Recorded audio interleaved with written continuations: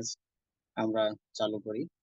এছাড়াও আমাদের থাকে হচ্ছে hands on training of basic surgical skill, যেখানে চেম্বারে যারা চেম্বার করেন ছোট ছোট অপারেশন গুলো কিভাবে করবেন, স্টিচ কিভাবে দিবেন, ড্রেসিং কিভাবে করবেন, এরকম বিভিন্ন প্র্যাকটিক্যাল জিনিসগুলো আমরা হাতে কলমে শিখিয়ে থাকি। এছাড়াও আমাদের আছে আলট্রা কোর্স, সিএমইউ প্রতি মাসে ব্যাচ আমরা চালু করি, ডিএমইউ হচ্ছে বছরে 2বার। এবং এছাড়া আমাদের ডপলার টিবিএস এর মতো বিভিন্ন শর্ট কোর্স আছে। আমাদের আলট্রাসোনোগ্রামের বিশেষ বৈশিষ্ট্য হচ্ছে আমরা একটা নির্দিষ্ট সংখ্যক চিকিৎসকের বাইরে ব্যাচে ভর্তি করাই না, এবং আপনারা কোনো ধরনের ঝামেলা ছাড়াই নিজে নিজেই বুক ধরে ইমেজ আনতে পারবেন। তো সম্মানিত চিকিৎসকবৃন্দ, আমাদের প্রতি বিশেষ কিছু অনুরোধ থাকবে। যখন স্যার সেশন শুরু করবেন তখন আপনাদের ভিডিওগুলো অফ রাখবেন। আর যদি কারো কোনো কোশ্চেন করার থাকে তাহলে আপনারা ওই সময় স্যারের অনুমতিক্রমে কোশ্চেন করতে পারেন, না হলে পরে সবার সবার শেষে পরীক্ষার কোশ্চেন অ্যান্সার সেশন থাকবে, তখন আপনারা বিস্তারিত কোশ্চেন গুলো করতে পারবেন। আমাদের 3 সেশনের ডায়াবেটিক গাইডলাইন হবে। আজকেটা দিবেন আমাদের বিজিএচআর এর জনপ্রিয় mentor doctor Atiqur Rahman sir, assistant professor, National Institute of Neuroscience. এবং আমাদের সেকেন্ড সেশন নেবেন এন্ডোক্রাইনোলজির legendary professor doctor Indrajit Prasad sir. এবং আমাদের আরেকটা সেশন নেবেন আমাদের আরেকজন জনপ্রিয় মেন্টর ডক্টর শিহাব স্যার। তো আপনাদের সবগুলো সেশনে পাশে থাকার জন্য অনুরোধ করছি, এবং আশা করতেছি আমরা আপনাদের এই সেশনটা, এই ওয়ার্কশপটা আপনাদের প্র্যাকটিক্যাল জীবনে কাজে লাগবে। সবাইকে ধন্যবাদ। আমরা স্যার এসে কিছুক্ষণের মধ্যে সেশন শুরু করবেন, ততক্ষণ পর্যন্ত আপনারা একটু ধৈর্য ধরে অপেক্ষা করবেন। ধন্যবাদ।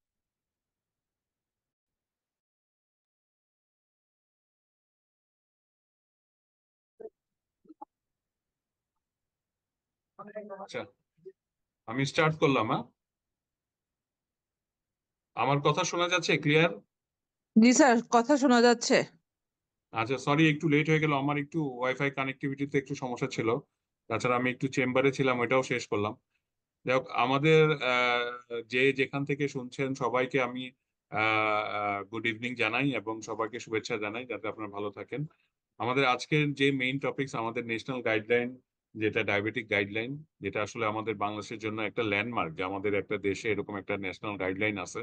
এটা আমাদের এনসিডিসি যে আছে, আমাদের রোবেদ আমিন স্যার, উনার এটা কৃতিত্ব, প্লাস আমাদের যারা এন্ডোক্রাইনোলজিস্ট আছে সবাই মিলে, এবং বাংলাদেশ ডায়াবেটিক সমিতি, এরকম একটা গাইডলাইন আমরা তৈরি করতে পারছি, যার জন্য আসলে ডায়াবেটিস চিকিৎসায় আমরা মনে করি যে এটা একটা আমাদের একটা বড় ল্যান্ডমার্ক আর কি।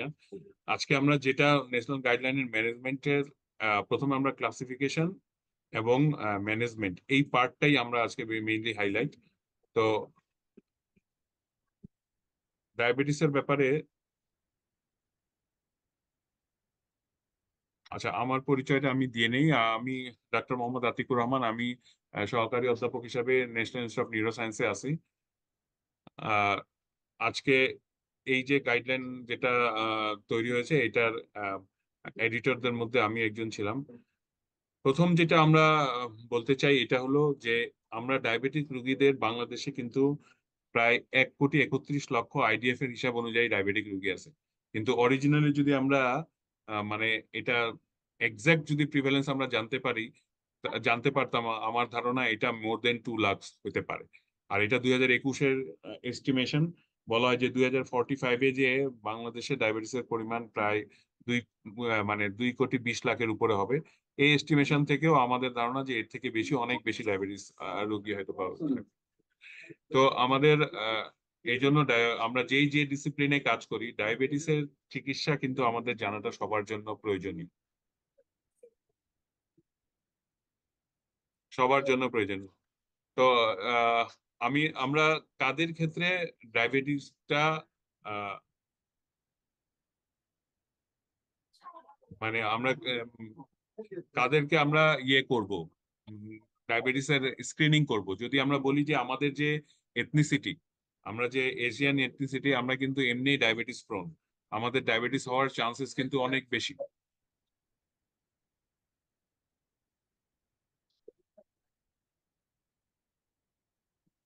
এখন আমাদের দেশের প্রেক্ষিতে আমরা বলবো যে আমাদের যে কোনো যে কোনো অ্যাডাল্ট পার্সন যার বিএমআই যদি মোর দেন 23 থাকে, তাদের কিন্তু আমাদের ব্লাড গ্লুকোজ চেক করা দরকার। আমরা যাদের ফিজিক্যাল ইনঅ্যাক্টিভিটি, মানে যাদের ফিজিক্যাল বা লাইফস্টাইলটা সেডেন্টারি লাইফস্টাইল আছে, তাদের কিন্তু আপনার অ্যাডাল্ট হওয়ার মানে 18 বছর হওয়ার পরেই আমাদের এটা চেক করা দরকার। যাদের ফার্স্ট ডিগ্রির মধ্যে ডায়াবেটিস আছে, যেমন বাবা মা ভাই বোনদের বা চাচা মামা খালা ফুফু, এদের মধ্যে যাদের ডায়াবেটিস আছে তাদের সবাইকেই ডায়াবেটিস চেক করা দরকার। আমাদের যদি কোনো মহিলা যার কোনো বেবি যদি ডেলিভার হয় মোর দেন 9 পাউন্ড অথবা 3.5 কেজির উপরে, তাদের যদি বা কারো যদি জিডিএম থাকে, তাহলে তাদের ক্ষেত্রে আমাদের ব্লাড ডায়াবেটিস কিন্তু স্ক্রিনিং করা দরকার। কারো কোনো পেশেন্ট হাইপারটেনসিভ যার ব্লাড প্রেশার 140/90 উপরে থাকে, তাদের ক্ষেত্রে। কারো যদি এসডিএল যদি 35-এর নিচে, মানে গুড কোলেস্ট্রল যদি 35-এর নিচে থাকে তাহলে, অথবা যদি কারো টিজি লেভেল 250-এর উপর থাকে, এগুলা এইটা থাকা মানে আমরা বলি ডায়াবেটিক ডিসলিপিডেমিয়া। এইটার জন্য আমাদের যাদের থাকে তাদের ব্লাড গ্লুকোজ চেক করা দরকার।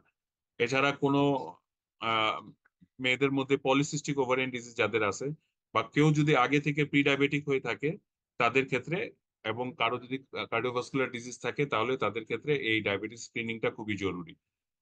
যদি এইগুলো না থাকে কারো, এটার যদি না থাকে কারো, তাহলে এগুলোর মধ্যে যদি মানে কারো বয়স যদি 40 হয়ে যায়, তাদেরই কিন্তু এই ব্লাড গ্লুকোজ চেক করা দরকার। আর যদি রেজাল্ট এর মাঝে নর্মাল থাকে, তাহলে প্রতি 3 বছর পর পর আপনার একবার করে ডায়াবেটিস এই চেক করা দরকার। এবং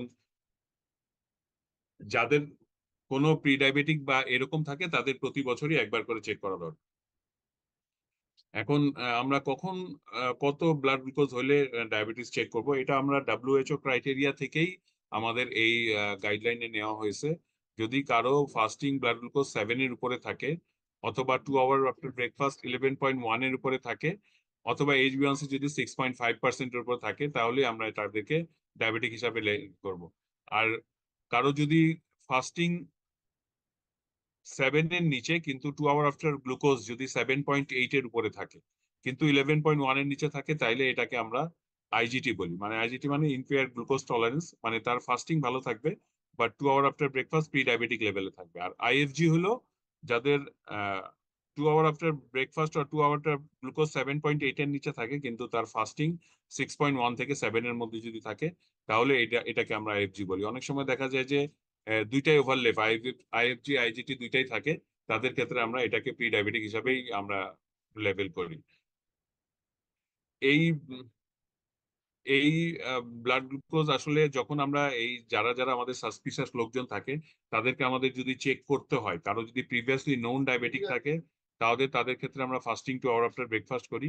কিন্তু কেউ যদি প্রি ডায়াবেটিক থাকে বা আমরা যদি কার ডায়াবেটিক ডায়াগনোসিস করতে চাই, তাহলে আমাদের গ্লুকোজ লোজ দিয়ে কিন্তু টেস্ট করতে হবে, যা হলো কি আমরা সাধারণত খালি পেটে এবং 75% গ্রাম গ্লুকোজ লোড দেওয়ার পরে আমরা এইটা এটা চেক করব।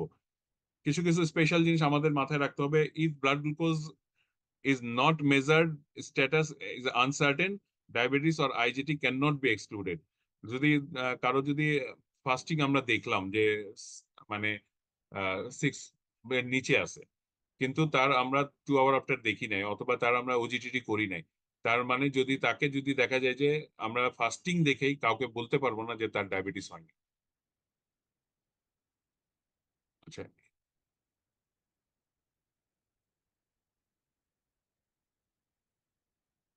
আচ্ছা, এরপরে আরো কিছু ব্যাপার আছে যে অনেক পেশেন্ট আছে যারা আইএফজি আইজিটি দুইটাই থাকে এটা। আর আরেকটা যেটা ইম্পর্টেন্ট, যেটা হলো যদি কোনো পেশেন্টের আমরা ক্লিনিক্যালি সাসপেক্ট করতেছি না যে তার ব্লাড গ্লুকোজ হাই আছে, যেমন তার যদি টিপিক্যাল ফিচার অফ ডায়াবেটিস যেমন পলিউরিয়া, পলিডিপসিয়া অথবা আনএক্সপ্লেইনড ওয়েট লস না থাকে, তাদের ক্ষেত্রে যদি আমরা দেখি যে ব্লাড গ্লুকোজটা নর্মাল থেকে একটু বেশি, তাহলে ওইটা দেখেও আবার আমরা কনফার্ম হতে পারবো না যেটা ডায়াবেটিক। এই জন্য যদি আনইকুইভোক্যাল রেজাল্ট থাকে, এই জন্য সবসময় আমরা বলি যে রিপিট টেস্টিং করেই করা উচিত। আর in the presence of classical symptom যদি থাকে, যেটা আমরা বলি পলিউরিয়া, পলিডিপসিয়া, ওয়েট লস, যদি এগুলো থাকে, তাহলে আমাদের ব্লাড গ্লুকোজ যদি একটা স্যাম্পলও 11.1 থাকে, তাহলে আমরা এটাকে ডায়াবেটিস হিসাবে গণ্য করি। আচ্ছা, আমি বলে যাচ্ছি মানে যদি কারো কোনো কোশ্চেন থাকে আমাকে কিন্তু থামিয়ে কোশ্চেন করতে পারেন, না হলে কিন্তু আসলে একতরফা কথা বললে আমরা অনেক সময় বুঝতে পারি না যে আমার অ্যাটেন্ডেন্ট যারা আছে তারা কি বুঝতে পারতেছেন কিনা। অ্যাটলিস্ট মাঝে মধ্যে কেউ যদি কোনো কথা বলতে চান আমাকে থামিয়ে দিয়ে কথা বলতে পারেন, কারণ এই জিনিসগুলো তো রিডিং পড়ার মতোই। এখানে আজকে মেইনলি আমাদের ওয়ার্কশপটা হলো যে আমরা যে এরকম একটা গাইডলাইন তৈরি করলাম, এটার ইমপ্লিকেশনটা মানে করতে কেউ কোনো রকমের সমস্যা পাচ্ছে কিনা, প্লাস আমাদের ডেইলি রুটিনে এই গাইডলাইন যদি আমরা ফলো করতে পারি, ডায়াবেটিস ম্যানেজমেন্টটা অনেক ইজি হয়ে যায়। এই জন্য এই গাইডলাইন পড়তে গিয়ে অথবা আমার কথা মানে ব্যাপারে যদি কারো কোনো কোশ্চেন থাকে, আপনারা চ্যাট বক্সে লিখতে পারেন যদি কেউ কথা বলার মতো অবস্থায় না থাকেন, অথবা ডাইরেক্টলি কেউ কোশ্চেন করতে চাইলে করতে পারেন। আচ্ছা, in 2011 sir WHO sir publish, আসসালামু আলাইকুম। হ্যাঁ জি, ওয়ালাইকুম সালাম। স্যার স্যার আমি ডক্টর জাহিদ। জি স্যার জি। একটা কেস আর কি স্যার, কিছুদিন আগে আসছিল। তো হুম। পেশেন্টের HbA1c স্যার ছিল 7.0, জি। 7.0, কিন্তু স্যার তার হুম মানে ওয়েট স্যার সবকিছু ঠিক আছে, তার ডায়াবেটিস স্যার খালি পেটে 5, ভরা পেটে 8। হুম হুম। কিন্তু সে আচ্ছা, এই এখন কি স্যার, আমরা তো ডায়াবেটিস তো বলবো না, তার 7.0 আসছে জি ল্যাবের জি মধ্যে জি রিপোর্ট আর কি। জি জি জি আর জি। স্যার খালি পেটেও স্যার 5, ভরা পেটেও মেবি স্যার আমার 9-এর কম ছিল মনে হয়, যেটা রিপোর্ট দেখছিলাম স্যার। এটা কি স্যার ডায়াবেটিস ওকে, বলবো? খুবই গুড কোশ্চেন। আমি আসলে এই ধরনের কোশ্চেন আশা করতেছি সবার কাছে, যদি কেউ এরকম কোনো কিছু থাকে দাও। আচ্ছা, HbA1cর ব্যাপারে আমরা বলি কি, আসলে HbA1cর মানে ডিপেন্ড করে যে আপনি কোন জায়গায় ল্যাবে চেক করলেন। অনেক জায়গায় মানে স্ট্যান্ডার্ডাইজ ল্যাব যদি না থাকে না, HbA1c রিপোর্টে অনেক ফ্যালাসি আছে, নাম্বার ওয়ান। নাম্বার টু, এরকম হইতে পারে যেমন ধরেন আপনি যেদিন টেস্ট করছেন, রোগী ওই দিন একটু সিরিয়াস ছিল, খাওয়া দাওয়া একটু বুঝে শুনে করছে, তারপর 2 আওয়ার আফটার ব্রেকফাস্ট ও এমন কিছু খাই নাই যেটাতে আপনার ব্লাড গ্লুকোজ খুব বেশি থাকে। এইসব ক্ষেত্রে 75% গ্রাম গ্লুকোজ দিলে তখন মোর অ্যাকুরেট হয় আর কি।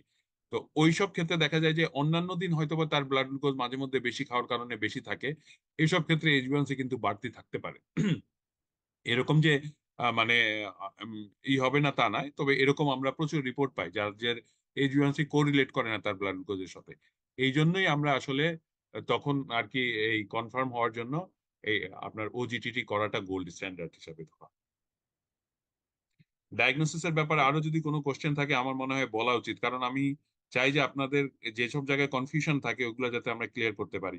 কারণ এইখানে যেটা আহ, যারা মোবাইলে জয়েন করতেছেন অনেকে কিন্তু ক্লিয়ার কাট বুঝতে পারতেছেন না আমাদের এই লেখাগুলো, কারণ এটা গাইডলাইন নিয়েই যেহেতু ওয়ার্কশপ, আমরা গাইডলাইনে অবিকল রাখছি। এটা আরেকটু মানে প্রেজেন্টেবল করতে পারতাম, কিন্তু যেহেতু গাইডলাইনে আছে এবং গাইডলাইন কথাগুলো অনেক সময় মানে অনেকের কাছে মনে হয় একটু কনফিউজিং, এই জন্য এক্সাক্ট কথাগুলো এখানে তুলে রাখা হয়েছে যাতে আপনাদের মানে বুঝতে কোনো সমস্যা না হয়। আরো কারো ডায়াগনোসিস রিলেটেড কোনো কোশ্চেন থাকলে বলেন, কারণ এরপরে আমরা ম্যানেজমেন্টে চলে যাব। ও স্যার, আমি সুদীপ ডক্টর। জি জি জি, বলেন প্লিজ। স্যার, ওজিটিটি যে আমরা করবো, ওজিটি কয়টা স্যাম্পল এটা করবো? ওজিটি তো বেশ কয়েকটা স্যাম্পল হয়, 1 স্যাম্পল 2 3 এরকম স্যাম্পলের হয়। তো আমরা সেটা কয়টা করবো? 1 আওয়ারেরটা করবো, মানে 2টা স্যাম্পল করবো, নাকি ইউরিন সহ আরো কয়েকটা হয়? কোনটা করলে বেটার হয়? Very good question. দেখেন, এইটাও আমি মনে করি যে এটা আমাদের ক্লিয়ার কাট থাকা উচিত। ওজিটিটি আমরা যদি ডায়াবেটিস ডায়াগনোসিস, টাইপ 2 ডায়াবেটিস ডায়াগনোসিসের জন্য হোক বা টাইপ 1 ডায়াবেটিসও হোক, আমরা কিন্তু 2 স্যাম্পলেরটা করি, ফাস্টিং এবং 75 গ্লুকোজ লোড দেওয়ার পরে 2 ঘন্টা পর চেক করা। 2 ঘন্টা মানে গ্লুকোজ খাওয়া শুরু যখন হলো, শেষ না। কিন্তু অনেকে কিন্তু অনেক স্লোলি খায়, দেখা যায় যে 5 থেকে 10 মিনিটের মধ্যে খায়। আমরা চাই যে 5 মিনিটের মধ্যে গ্লুকোজটা খাওয়া শেষ করুক, এটাও কিন্তু দরকার। এবং শুরু করার ঠিক ঠিক 2 ঘন্টার মধ্যেই কিন্তু নেওয়াটা হলো কি আইডিয়াল। একটু ভেরিয়েশন হলে ওটা খুব একটা সমস্যা হয় না, তবে এইটা হলো আইডিয়াল আর কি।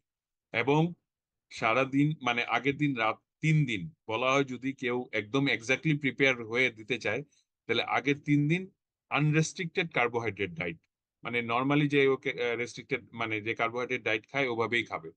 অনেকে আমাদের মানে যারা আছে যে ডায়াবেটিস চেক করতে যাব, আমি 2-3 দিন একটু কন্ট্রোল করে যাই, তাহলে আসলে কনফিউজিং রেজাল্ট আসতে পারে। এই জন্য বলা হয় যে মানে প্রপার যদি ওজিটিটি করতে হয় তাহলে unrestricted carbohydrate diet at least last 3 days থাকতে হবে এবং 8 ঘন্টা ফাস্টিং থাকতে হবে। ফাস্টিং এর পরে 75% গ্রাম গ্লুকোজ দিয়ে তারপরে আপনার 2 ঘন্টা পরে চেক করতে হবে। ডায়াগনোসিস নিয়ে যদি আর কারো কোনো কোশ্চেন থাকে বলতে পারেন। আসসালামু আলাইকুম স্যার। স্যার ডক্টর নূরে ফেরদৌসী বলছিলাম স্যার। স্যার আমার একটা কোয়েশ্চেন ছিল স্যার, ওই যে অনেক রুরাল এরিয়া থেকে কিছু পেশেন্ট এসে হসপিটালে কমপ্লেইন করে যে হসপিটাল থেকে যে গ্লুকোজটা প্রোভাইড করা হয়, পাউডার গ্লুকোজ, এটা খেয়ে ওনারা সাথে সাথে বমি করে ফেলে। তো স্যার সেই ক্ষেত্রে একজন ডক্টর হিসেবে কি আমরা সেম গ্লাইসেমিক ইনডেক্স অথবা সেম ক্যালোরি অন্য খাবার কি সাজেস্ট করতে পারি স্যার? তাহলে কি পরীক্ষার রেজাল্ট অ্যাকুরেট আসবে? আচ্ছা, এইখানে যেটা আছে মানে 75 গ্রাম গ্লুকোজটাই অ্যাকচুয়ালি আমরা এই ক্ষেত্রে যদি ওজিটিটি করা উচিত। তবে হ্যাঁ, যদি আমাদের ওজিটিতে পেশেন্ট টলারেট না করতে পারে সেক্ষেত্রে আমরা ফাস্টিং 2 আওয়ার আফটার ব্রেকফাস্ট করতে পারি, একটা স্ট্যান্ডার্ড মিল তাকে আমরা দিতে পারি, কথা বুঝতে পারছেন, এবং সাথে জি এইচবিএনসি করতে পারি। স্যার। কিন্তু ওজিটিটি যদি মানে অনেকেরই এটা শুধু কমন না, এবং আমরা সবচেয়ে বেশি কমনলি জি যাদের পাই স্যার। প্রেগনেন্ট ওমেনদের, ওনাদেরকে দেখা যায় যে ওজিটিটি করতে দিলেই মানে জি স্যার। মানে মোর দেন 30% লোকজন আপনার দেখা যাচ্ছে যে বমি করে ফেলে। তো বমি করলে জি আসলে স্যার। ওজিটিটি ওটা হবে না, এবং আবার জি স্যার। আরেকবার খাওয়ায় দেওয়া এটা হবে না, ওই দিন অ্যাকচুয়ালি করাই উচিত না যদি ওজিটিটি করে। জি স্যার। যদি দেখা যায় যে না জি সম্ভব হচ্ছে না, ফাস্টিং স্যাম্পল তো নেওয়া হয়ে গেছে, জি ওজিটিটি স্যার। কে ফরগেট ওজিটিটি, আপনি একটা ব্রেকফাস্ট দেন, একটা স্ট্যান্ডার্ড ব্রেকফাস্ট, বেশি গ্লুকোজ মানে কার্বোহাইড্রেট পরিমাণ বেশি না দিয়ে একটা নর্মাল আমাদের যে এভারেজ, যেমন 2টা রুটি সাথে সবজি, এগুলা খেয়ে 2 ঘন্টা পর চেক করবে, সাথে এইচবিএনসি চেক করবে। জি স্যার। জি স্যার। স্যার আসসালামু আলাইকুম স্যার। জি স্যার জি, ওয়ালাইকুম আসসালামু জি আসসালাম। স্যার। স্যার, আমি ডক্টর রুমানা বলছি। আমার একটা জি কোশ্চেন ছিল স্যার। জি জি স্যার জি। আমরা যে ওজিটিটি টেস্টটা করি স্যার, তো বিভিন্ন ল্যাবে মানে ঢাকার নামকরা ল্যাবগুলোতেই দেখা যাচ্ছে ফাস্টিং এবং ওই 2 আওয়ার্স আফটার ব্রেকফাস্ট বা হচ্ছে 75 মিলিগ্রাম যে গ্লুকোজ 250 ml হুম পানিতে খাওয়ানো হয় স্যার, হুম হুম এইটার সাথে স্যার ইউরিনটাও নেয় স্যার। হুম। তো এই ইউরিনটা নেওয়ার স্যার যুক্তিযুক্ত কতটুকু, এবং যদি নিতে হয় সেই ক্ষেত্রে স্যার হচ্ছে মানে অ্যাকচুয়াল নিয়মটা কি এটা একটা স্যার। আর আমি যদি ডায়াবেটিস পেশেন্ট ছাড়া কোনো পেশেন্টের রেনাল গ্লাইকোসুরিয়া অথবা অ্যালিমেন্টারি গ্লাইকোসুরিয়া এই দুইটা জিনিস এক্সক্লুড করতে চাই, সেই ক্ষেত্রে একই পেশেন্টে তো স্যার বারবার স্যাম্পল নেওয়া বা চাওয়াটা, পেশেন্টকে আসতে বলাটা ডিফিকাল্ট। সেক্ষেত্রে স্যার আইডিয়াল নিয়ম কি, মানে ইউরিন স্যাম্পলটা ব্লাডের সাথে নেওয়ার নিয়মটা কি স্যার? এটা আমার কোশ্চেন স্যার।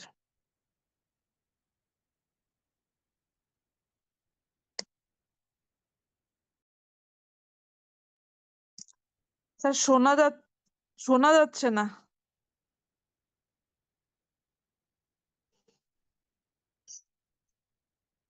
আপনার মিউট করা আছেন স্যার। তার মেবি ব্যস্ত মনে হয়। কল চলে। জি। আচ্ছা সরি, আমি একটু ইন্টারফেয়ার, ইয়ের আমাদের যে ওয়ার্কশপের আমাদের যে গাইডলাইনের যে মানে ওটাতে আসলে ইউরিন স্যাম্পলের কোনো প্রয়োজন নাই, কথা বুঝতে পারছেন। ইভেন অন্য কোথাও যেগুলো রেকমেন্ডেশন আছে ওগুলাতে কোথাও আসলে ইউরিন স্যাম্পল নেওয়া জরুরি না। ইউরিন স্যাম্পল আমরা আসলে অনেক সময় এই জন্য নেয় অনেক জায়গায় অনেক ল্যাবে, যে এটা কোরিলেট করতেছে কিনা। কারো যদি ধরেন নর্মালি খালি পেটে যদি 7-এর নিচে আছে কিন্তু ওদিকে ইউরিনে ব্লাড গ্লুকোজ বেশি, তো এটা একটা আইডিয়া দেওয়া যায় না ওনার আসলে মানে ওইটা কোরিলেট করে কিনা, কিন্তু আমাদের ইউরিন স্যাম্পল নেওয়ার আসলে কোনো জাস্টিফিকেশন নাই। স্যার সেই ক্ষেত্রে যদি কোনো পেশেন্টের রেনাল গ্লাইকোসুরিয়া বা অ্যালিমেন্টারি গ্লাইকোসুরিয়া আমি এক্সক্লুড করতে চাই, হুম। সেক্ষেত্রেও কি আমি ইউরিন নিব না? মানে না, এটা আমার খুব এখন জানার এখন ইচ্ছা ছিল এখন স্যার। যদি এরকম হয় কি, অনেক সময় দেখা যায় যে অনেক রুগী ইউরিন রুটিন এক্সামিনেশন তো অনেক ক্ষেত্রে করেই আসে। তো যখন রুটিন এক্সামিনেশনে 1+ আমরা পাইলাম কিন্তু ব্লাড গ্লুকোজ তখন পাই না, তখন আমরা এখান থেকে আমরা এলিমেন্টারি তো না, এটা ইউরিনে দেখলে তো আমরা মানে যেটা আর কি রেনাল গ্লাইকোজুরিয়াটাই আমরা দেখি আর কি। তো রেনাল গ্লাইকোজুরিয়া যদি থাকে তাহলে সেই ক্ষেত্রে হয়তোবা ওইটা আমরা ডায়াগনোসিস করতে পারি, যদি ওটা আমাদের মানে আজকের বিষয় বস্তু না। তবে এটা হুম। যদি কারো মানে রেনাল গ্লাইকোজুরিয়া থাকে, ইউরিনে আছে কিন্তু ব্লাড গ্লুকোজ নর্মাল, সেই ক্ষেত্রে আমরা এটাকে রেনাল গ্লাইকোজুরিয়া বলতে পারি। জি স্যার, অনেক ধন্যবাদ স্যার। আর কারো ডায়াগনোসিস স্যার জি ওজিডিতে মানে 2 ঘন্টা পরে আবার অনেক সময় দেখা যাচ্ছে আধা ঘন্টা পরে 1 ঘন্টা পরে নেওয়া হয়, এইটা নেওয়া হয় কেন স্যার এই স্যাম্পল গুলো?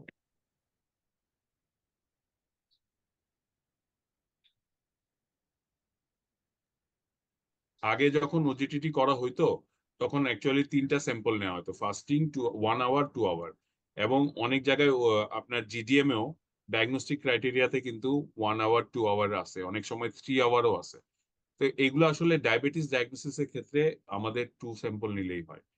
এছাড়া অনেক কিছুতে আছে যেগুলোতে, যেমন প্রেগনেন্সিতে আমরা অনেক সময় 1 আওয়ার নেই, বা এমন হতে পারে যে 3 আওয়ারের পরে যে অনেক সময় আমরা এক্সটেন্ডেড ওজিটিটি করি, অনেক সময় দেখা যায় যে প্রি ডায়াবেটিক লেভেলে প্রথমে ব্লাড গ্লুকোজ থাকে কিন্তু 3 ঘন্টা পরে যে আবার বেশি ডেক্লাইন করে। তো এগুলোর অনেকগুলো ইন্টারপ্রিটেশন আছে, এক একজনের ক্ষেত্রে এক এক রকম। তো ওইটা আসলে আমাদের মানে মানে চেক করার দরকারই নেই। আমরা যদি ওজিটিটি করি, 2 sample OGTT is enough for diagnosis of diabetes.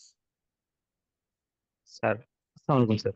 Sir ওয়ালাইকুম আসসালাম। হাইপারগ্লাইসেমিয়া প্রেগন্যান্সি স্যার, এটার একটা হুম। কোশ্চেন ছিল স্যার। স্যার আমরা এরিয়া গাইডলাইনে বলতেছি যে জিডিএম বলবো যখন 24 সপ্তাহ থেকে 28 সপ্তাহের মধ্যে যদি আমরা ওজিটি করি, তখন যদি ব্লাড গ্লুকোজটা 5.1 টু 5.1 থাকে, আর হচ্ছে আফটার 2 আওয়ার্স আফটার যে 8.5 এর বেশি থাকে, হুম, এটা হচ্ছে জিডিএম। আর ডিআইপি বলবো হুম, যদি মোর দেন 7 আর 11.1। কিন্তু স্যার হুম, যদি হুম, আমার ফার্স্ট এন্টিনাল ভিজিটে যেমন 7 উইকস অর 8 উইকসে আসে, তখন হুম, যদি হুম। স্যার তার ব্লাড সুগার লেভেলটা আফটার 2 আওয়ার্স আফটার 8.5 এর উপর থাকে, তখন তাকে আমরা কি বলবো স্যার? এটা কি জিডিএম বলবো না ডিআইপি বলবো স্যার? এখানে জিডিএম এর ডেফিনেশনে বলা হয় যে ফার্স্ট ডায়াগনোসিস এট প্রেগনেন্সি। এটা এমন না যে 18 সপ্তাহ থেকে নিয়ে অনওয়ার্ডস আপনার জিডিএম এর চান্সেস অনেক বেড়ে যায়। ট্রু জিডিএম যদি বলি আসলে এই সময়টাই আসার কথা। কিন্তু কারো যদি আগে থেকে হাইপারগ্লাইসেমিক থাকে, সেক্ষেত্রে দেখা যায় যে প্রথম 7-8 সপ্তাহেও তার ব্লাড গ্লুকোজ বেশি, কিন্তু সে আগে কখনো চেক করেনি, তাহলে তাদের ক্ষেত্রে আসলে এটা জিডিএম লেভেলই রাখা হয়। এগুলো নিয়ে যদিও স্পেশাল সিচুয়েশনের ব্যাপারে আমাদের ইনজুরি স্যারের ক্লাস আছে, আপনি তখন আরো ডিটেলস হয়তো স্যার ক্লিয়ার করবে আপনাদেরকে। জিডিএম এর ডায়াগনোসিস হলো আগে কখনো কেউ চেক করেনি বা চেক করলে নর্মাল ছিল, কিন্তু প্রথমবার ডায়াগনোসিস প্রেগনেন্সির সময় হয়েছে, তাহলে এটাকে আমরা জিডিএম বলবো। তো ওই ক্ষেত্রে স্যার 11 নিচে থাকলে হচ্ছে জিডিএম, আর 11.1 এর উপর থাকলে ডিআইপি। হ্যাঁ, ডিআইপি মানে এটা আসলে কি, আগে ডিআইপি তো করা ছিল না, আগে সবাইকে জিডিএম করতো। 11.1 মানে এটা তো ডায়াবেটিস হয়ে গেছে অ্যাকচুয়ালি। জি কথা স্যার। বুঝতে পারছেন না? কারণ তার তো জি স্যার। জিডিএম এর যে প্রভাব আমরা যেগুলো বলি আর কি, বিভিন্ন রকম হরমোনের কারণে ইনসুলিন রেজিস্ট্যান্স বেড়ে যায়, এই জি প্রভাবটা স্যার। তো তখনো শুরু হয়নি। কিন্তু তার তার আগেই যদি লেভেল হয়ে যায়, তার মানে আমরা এটাকে ডায়াবেটিস ইন প্রেগনেন্সি আর কি হিসাবেই আমরা লেভেল করি। এবং এটার চিকিৎসার জন্য আসলে ডায়াবেটিক ইন প্রেগনেন্সি যাদের প্রথম থেকেই থাকে, তাদের প্রথমেই আসলে ইনসুলিন দিয়ে আমরা স্টার্ট করে দিই, তাদের জন্য আর আমরা করি না। এই জন্য এটাকে আলাদা আলাদা ক্যাটাগরাইজ করা হয়েছে। ও ন্যাশনাল গাইডলাইন আসলে কথা লেখা নাই কয় সপ্তাহ থেকে কয় সপ্তাহ, হ্যাঁ, এই জন্য এটা আসলে জিডিএম আসলে খুব বেশি করে লেখা নেই, কারণ কি অনেক কিছু আবার বেশি দিলে মানুষ কনফিউজ হয়ে যায়, বুঝতে পারছেন না? এটা তো মানে মানে প্রথম এডিশন, যখন আরো হবে আমাদের এটাতে, যখন হয়ে যাবে তখন আরো ধরেন আরো ডিপ লেভেলে বা আর একটু মানে এভিডেন্স বেস এই জিনিসগুলো হয়তো পরবর্তী গাইডলাইন যখন আপ আপ মানে আপডেট হবে তখন হয়তো বা পাবেন। ধন্যবাদ। আসসালামু আলাইকুম স্যার। স্যার আমি যদি ল্যাবে টেস্ট না করে আমি বাজারে যে গ্লুকোমিটার গুলো আছে ওগুলা যদি টেস্ট করি, তাহলে কি সেটাতে কতটুকু কি স্যার, এটা আমি আপনার কাছে জানতে চাচ্ছি। না, প্রথম কথা কি, ল্যাবে টেস্ট করা হলো স্ট্যান্ডার্ড, আমাদের এটাই ফলো করা উচিত। এখন আমার রিসোর্স যেখানে নাই, আমার ল্যাবে দেখার সুযোগ নাই, সেই ক্ষেত্রে আসলে মন্দের ভালো এটাই যে একটা ভালো মেশিনে যদি আমরা চেক করি, যেগুলো আসলে ওয়েল ক্যালিব্রেটেড মেশিন, যেগুলো একটু ভালো মেশিন না। কারণ আমাদের 2 নাম্বার বা একটু বিলো ক্যাটাগরি, 2 নাম্বার বলবো না, বিলো ক্যাটাগরির গ্লুকোমিটারের সয়লাভ বাজারে। তো আমরা আসলে সবগুলো ওভাবে মানে সবগুলোর উপর ভরসা করাটা ঠিক হবে না। একটা ভালো গ্লুকোমিটার যেগুলো আছে, এগুলো যদি আমরা ইউজ করি, তো মোটামুটি ওটা মানে আমাদেরকে একটা ভালো ক্লু দিবে। কারণ আমি যদি পজিটিভ করতে পাঠাই, এখন রুগী যদি যাইতে না চায়, এই রুগী লস করলে দেখা যাবে যে ও চেকই করলো না, দেখা যায় যে তার জিডিএম থাকার কারণে বাচ্চার কমপ্লিকেশনস এবং মায়ের কমপ্লিকেশন হওয়ার চান্স থাকে। বা ডায়াবেটিসই ধরেন, কার জিডিএম না, এমনি ডায়াবেটিক আমরা ডায়াগনোসিস করতে সে যদি আগ্রহী না থাকে, তো আমরা অ্যাটলিস্ট যদি এই গ্লুকোমিটারে তো মানে আমরা কনফার্ম না হই, কিন্তু আমাদের একটা আইডিয়া হবে এবং আমরা পেশেন্টকে ওইভাবে মোটিভেট করতে পারবো যে না, আপনার এই এই জিনিসগুলো করা দরকার। ঠিক আছে, ধন্যবাদ স্যার। আচ্ছা, পরবর্তীটা হলো ম্যানেজমেন্ট রিলেটেড। আমরা ম্যানেজমেন্টের যদি আমরা বলি যে ম্যানেজমেন্ট করা ডায়াবেটিসের রোগীদের কেন দরকার, অবজেক্টিভটা কি? প্রথম কথা হলো ডায়াবেটিক রোগী সিমটোমেটিক যদি থাকে, রিলিফ অফ সিমটম। আপনারা দেখবেন যে কোনো একটা পেশেন্ট যখন ডায়াবেটিস প্রথম ডায়াগনোসিস হয়, তারা কারণ আসে তারা যে আনএক্সপ্লেইন উইকনেস, মানে টায়ার্ডনেস, কাজ করতেছে না তাও টায়ার্ড, ওজন কমে যাচ্ছে, তারপরে মানে এগুলাকে আমরা বলি গ্লুকোটক্সিক ইফেক্ট। যদি এরকম পেশেন্ট যখন আসে, তার ব্লাড গ্লুকোজ যদি আমরা কন্ট্রোল করি, দেখা যায় যে তার কিন্তু সিমটম রিলিফ হয়। তাই সিমটম রিলিফ আমাদের একটা important part. Quality of life, মানে তার ডায়াবেটিক রোগী যখন আনকন্ট্রোল ডায়াবেটিক থাকে, তার কোয়ালিটি অফ লাইফ কিন্তু খুবই ডেটেরিয়েট করে। সেন্স অফ ওয়েলবিং, এছাড়া প্রিভেনশন অ্যান্ড ডিলে বা ক্রনিক কমপ্লিকেশনস। একটা জিনিস হলো, যদি কারো কোনো মানে ডায়াবেটিসের প্রিভেনশনের একটা ইম্পর্টেন্ট ব্যাপার হলো, যদি কারো কোনো ডায়াবেটিস নাই, ফ্যামিলিতে ডায়াবেটিস হিস্ট্রি আছে, তার কিন্তু প্রাইমারি প্রিভেনশনটা খুব জরুরি, মানে তার যাতে ডায়াবেটিস না হয়। আর যদি তার ডায়াবেটিস হয়ে গেছে, আমাদের আলটিমেট গোল হলো তার যাতে কমপ্লিকেশনস ডেভেলপ না করে। কমপ্লিকেশন যদি ডেভেলপ না করে, তার কিন্তু একটা নর্মাল ইন্ডিভিজুয়ালের মধ্যে খুব একটা ডিফারেন্স থাকে না। এই জন্যই আমাদের কিন্তু এইটার জন্য আর্লি ডায়াগনোসিস এবং প্রিভেনশন অফ দ্য কমপ্লিকেশনটা কিন্তু খুবই জরুরি। আচ্ছা, এছাড়া ধরেন আরো আমরা জানি যে যদি ডায়াবেটিস থাকে, তার অন্যান্য প্রবলেম যেমন প্রেগন্যান্সি আউটকাম ভালো হয় না, তার অন্যান্য কোমরবিডিটিস যদি থাকে, বিশেষ করে দেখা যায় যে কোনো সার্জারি আছে বা কোনো ক্রনিক অন্যান্য ডিজিজ আছে, কোনো কোমরবিডিটিস আছে, এইসব ক্ষেত্রে দেখা যাচ্ছে যে তাদের মানে এই জিনিসগুলো যাতে আমরা ইমপ্রুভ করতে পারি। তো আমাদের টার্গেট হলো তার কোয়ালিটি অফ লাইফ, মানে এবং তার কমপ্লিকেশন প্রিভেনশন, তার অন্যান্য যেগুলো আহ, আহ, মানে কোমরবিডিটিস আছে, ওগুলো চিকিৎসা যদি আমরা না করতে পারি, তাহলে কিন্তু ডায়াবেটিস যদি না কন্ট্রোল করতে পারি, তাহলে ওগুলো ভালো হবে না। তাই ডায়াবেটিস কন্ট্রোলের জন্য এই জিনিসগুলো খুবই জরুরি। এখন আমরা যখন আমাদের এখানে কোনো পেশেন্ট আসে, তখন আমরা তাকে কি কিভাবে অ্যাসেস করব? যে কোনো রোগী আমাদের এখানে আসলে আমরা অ্যাসেসমেন্টের প্রথম পার্ট হলো হিস্ট্রিটা কি। বলি যে full clinical history including present and past illness, সাথে তার ফ্যামিলি হিস্ট্রি, তার নিউট্রিশনাল স্ট্যাটাস, তার কোনো ড্রাগ খায় কিনা, মেয়েদের ক্ষেত্রে মেনস্ট্রুয়াল হিস্ট্রি এবং অবস্টেট্রিক্যাল হিস্ট্রি। এগুলো তো খুবই জরুরি, কারণ আমাদের ডায়াবেটিক রোগীদের এই জিনিসগুলো না জানা থাকলে আমাদের মানে তার ডায়াবেটিস চিকিৎসা, যেমন বলি যে মানে ট্রিটমেন্ট অ্যাজ এ হোল করাটা সম্ভব হয় না।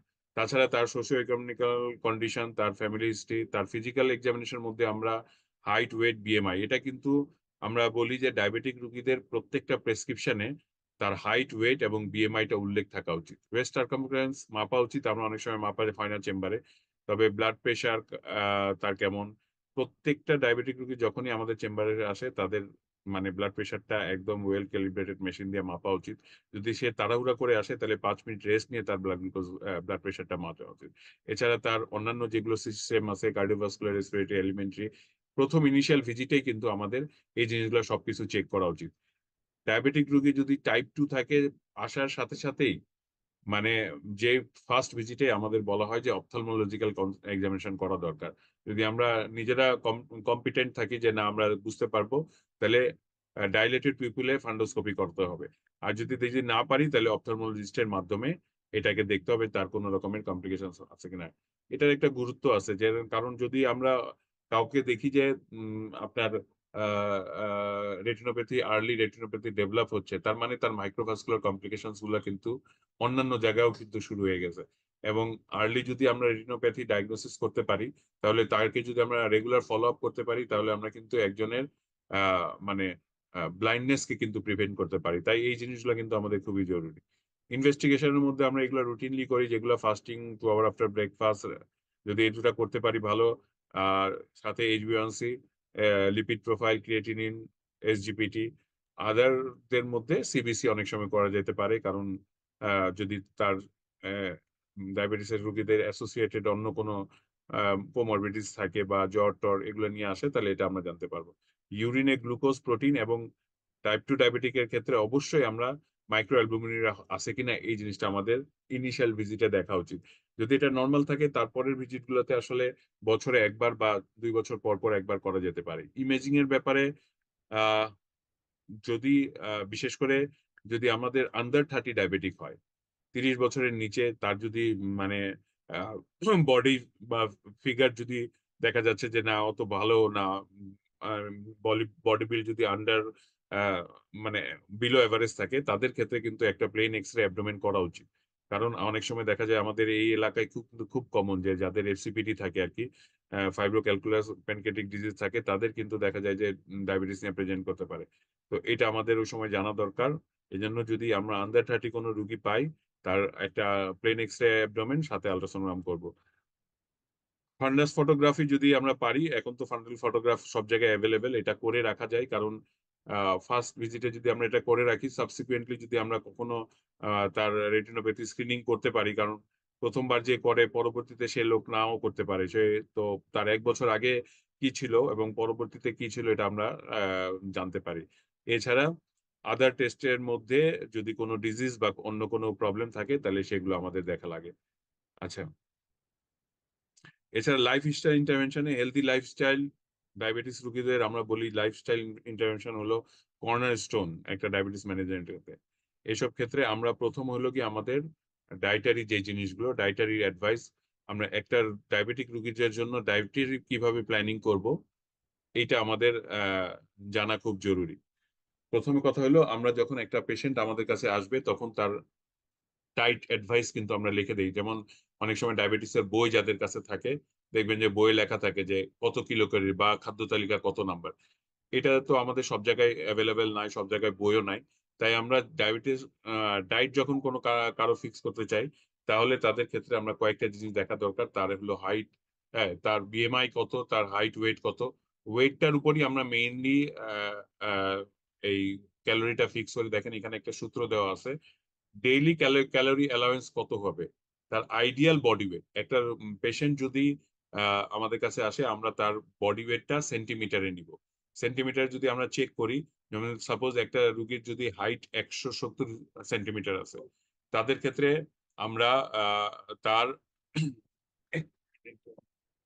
তাদের যে হাইটটা সেন্টিমিটারে, তার থেকে যদি 100 মাইনাস করি, তার জন্য আইডিয়াল বডি ওয়েট। যেমন আমি বললাম 170 হলে যদি তার 170 হয়, তাহলে তার আইডিয়াল বডি ওয়েট হবে 170 মাইনাস 100 মানে 70, এবং তার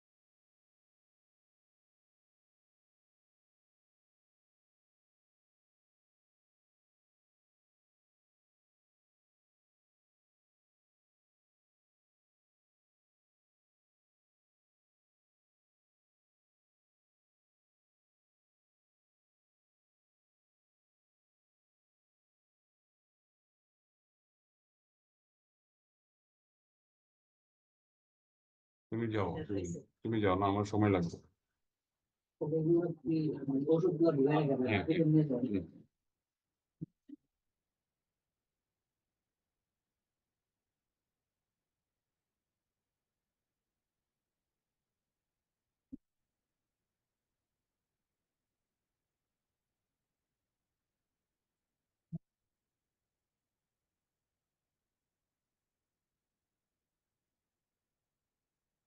হ্যালো, হ্যালো, শোনা যাচ্ছে? জি স্যার, শোনা যাচ্ছে। আচ্ছা, মনে হয় একটু নেটওয়ার্কটা ফ্ল্যাকচুয়েট করছে। আচ্ছা, ডায়েটারি অ্যাডভাইসে আমি যেটা বলতেছিলাম যে একটা লোকের আমরা যখন ক্যালোরি কাউন্ট করি, স্ক্রিনটা দেখা যাচ্ছে না? জি দেখা যাচ্ছে স্যার। আচ্ছা, ক্যালোরি কাউন্ট করি তখন আমাদের যেটা মানে যেটা আমরা হিসাব করি ওটা হলো যে একটা লোকের হাইট আমরা সেন্টিমিটারে যখন মানে ডিটারমাইন করি, যেমন একটা লোক 170 যদি তার হাইট থাকে সেন্টিমিটার থাকে, তাহলে তার থেকে 100 যদি বিয়োগ করি তাহলে যেটা আসে, যেমন 70, তার হলো আইডিয়াল বডি ওয়েট। এই আইডিয়াল বডি ওয়েটের সাথে আমরা এই যে ক্যালোরি ফ্যাক্টর যেটা, এটা গুণ করি। দেখেন এখানে যে সূত্রটা আছে, আইডিয়াল বডি ওয়েট সাথে ক্যালোরি ফ্যাক্টর। আইডিয়াল বডি ওয়েটের সাথে ক্যালোরি ফ্যাক্টর যোগ করলে যেটা আসবে তার জন্য ইয়ে ক্যালোরি ফ্যাক্টর আমরা ডিপেন্ড করে যারা ওবেস থাকে বা ওভারওয়েট তাদের জন্য, যদি সে সেডেন্টারি লাইফস্টাইল থাকে তাহলে তাদের জন্য এই যে 20 to 25, আর যদি সে মডারেটলি অ্যাক্টিভ থাকে তার জন্য 25 থেকে 30, এবং যদি সে অ্যাক্টিভ থাকে তাহলে 35। মনে রাখার সুবিধার জন্য আমরা আসলে 30-কে রাখি নর্মাল, যে একটা নর্মাল মানুষের 30 থাকা উচিত, যারা একটু সেডেন্টারি লাইফ করে তাদের 25, আর যারা অ্যাক্টিভ লাইফ তাদের জন্য 35। তাইলে মোটামুটি আপনার মনে থাকবে কি রকম থাকে। আর নর্মাল যাদের ওয়েট তাদেরও দেখা যাচ্ছে তাদের জন্য 35 হলো নর্মাল। যারা সেডেন্টারি তার সাথে 5 বিয়োগ করবেন, আর যারা অ্যাক্টিভ তার সাথে 5 যোগ করবেন। আন্ডারওয়েটের ক্ষেত্রে আইডিয়াল হলো 40, তার সাথে 35 বিয়োগ, মানে যারা সেডেন্টারি লাইফস্টাইল তার জন্য তার সাথে 35, আর যারা অ্যাক্টিভ তার সাথে 45। তাহলে যদি 70 কেজি হয়, সে যদি মানে নর্মাল ওয়েট হয়, তাহলে 70 × 35 হলো তার জন্য আইডিয়াল বডি, মানে আইডিয়াল মানে ডেইলি ক্যালোরি অ্যালাউন্স। এছাড়া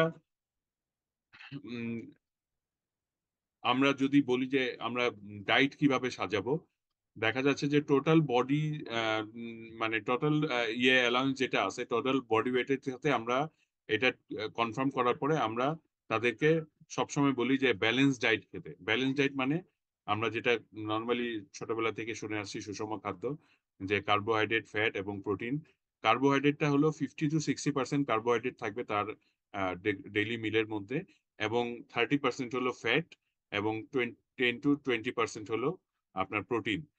তো এই যে 50 to 60% যেটা কার্বোহাইড্রেট, এর মাঝে আমরা 20 to 35 গ্রাম হলো অ্যাটলিস্ট আমরা বলি যে ফাইবার যদি থাকে, ডায়েটারি ফাইবার মানে আমরা যেসব খাবারে ফাইবার বেশি থাকে, বিশেষ করে যদি আমরা বলি লাল চালের ভাত অথবা লাল আটার রুটি, এগুলোতে ফাইবার বেশি থাকে, এগুলো আমরা কার্বোহাইড্রেট পোর্শন বাড়াইতে পারবো। ফ্যাটের মধ্যে স্যাচুরেটেড ফ্যাট, এটা <7, মানে আমরা বলি যে যেসব ফ্যাট রুম টেম্পারেচারে আপনার যদি সলিড ফর্মে থাকে, এটাকে আমরা স্যাচুরেটেড ফ্যাট বলি, এটা <7% থাকতে হবে। আর আপনার প্রোটিন হলো 10 to 20%। আমাদের মানে মেইন উদ্দেশ্য কি এইরকম একটা ডায়েট প্ল্যান করার, যে achieve and maintain desirable body weight, provide optimal nutrition, achieve normal আর নিয়ার নর্মাল ব্লাড গ্লুকোজ, যেটা আমাদের আসলে একটা প্ল্যান, অ্যাভয়েড রিফাইন্ড সুগার এবং হানি। অনেক সময় আমাদের হানি নিয়ে অনেক সময় কনফিউশন থাকে, যে অনেকে বলে যে ডায়াবেটিস, হানি খেলে ডায়াবেটিস বাড়ে না, তবে হানি অনেকের জন্য উপকারী হলে ডায়াবেটিক রোগীদের কিন্তু ব্লাড গ্লুকোজ বাড়ায়। এনকারেজ হাই ফাইবার ডায়েট, এছাড়া স্যাচুরেটেড ফ্যাট, এগুলো আমরা আগে বলছি। Food intake must be distribute evenly throughout the day. এখন অনেক সময় দেখা যায় যে বিভিন্ন রকমের আমাদের ডায়েটারি প্যাটার্ন আছে, অনেকে এখন কেটো ডায়েট করে অথবা অনেকে ইন্টারমিডিয়েট ফাস্টিং করে। আসলে এইগুলো মানে যদি কোনো ডায়াবেটিক রোগীর জন্য, যদি ইনিশিয়াল তার ডায়াবেটিস মাত্র শুরু হয়, তার যদি ওজন বেশি থাকে, তাদের জন্য অনেক সময় ফিজিবল হয়, বাট এজ এ হোল সব ডায়াবেটিসের ক্ষেত্রে, ডায়াবেটিক পেশেন্টের ক্ষেত্রে কিন্তু আমরা বলি যে আপনারা ব্যালেন্স ডায়েট এবং সারাদিনে 3 বেলার খাবার ভাগ করে 6 থেকে 9 বারে খাওয়া, 5 থেকে 6 বারে খাওয়া। তাতে হয় যে ব্লাড গ্লুকোজের সার্জটা হয় না, এক্সকারশন অফ যে ব্লাড গ্লুকোজ একসাথে হয়, এটা হওয়ার চান্সেস কম থাকে। আমরা জানি যে কমপ্লিকেশন যেগুলো হয় ডায়াবেটিসের, এটা কিন্তু ব্লাড গ্লুকোজ যখন বেশি ওঠানামা করে, তখন কিন্তু এগুলোর কমপ্লিকেশন হওয়ার চান্সেস কিন্তু অনেক বেড়ে যায়। এই জন্য সবসময় বলা হয় যে টাইম ইন রেঞ্জ বলে একটা ব্যাপার আছে, যে সবসময় ব্লাড গ্লুকোজ একটা অপটিমাম লেভেলে থাকলে দেখা যাচ্ছে যে তাতে কমপ্লিকেশন কিন্তু কম থাকে। অনেকে মিষ্টি খেতে চায়, এসব ক্ষেত্রে আর্টিফিশিয়াল সুইটনার ইউজ করা যেতে পারে, আর সল্ট ইনটেকটা কমাইতে পারে। তো এই ছিল মোটামুটি ডায়েটের ব্যাপারে। ডায়েটের ব্যাপারে যদি কারো কোশ্চেন থাকে বলতে পারেন।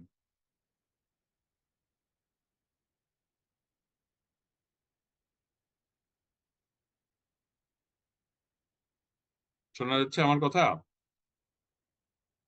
এই প্রথম দিকে যেটা আমরা বললাম যে ডায়েট নিয়ে যদি কোনো কোশ্চেন থাকে।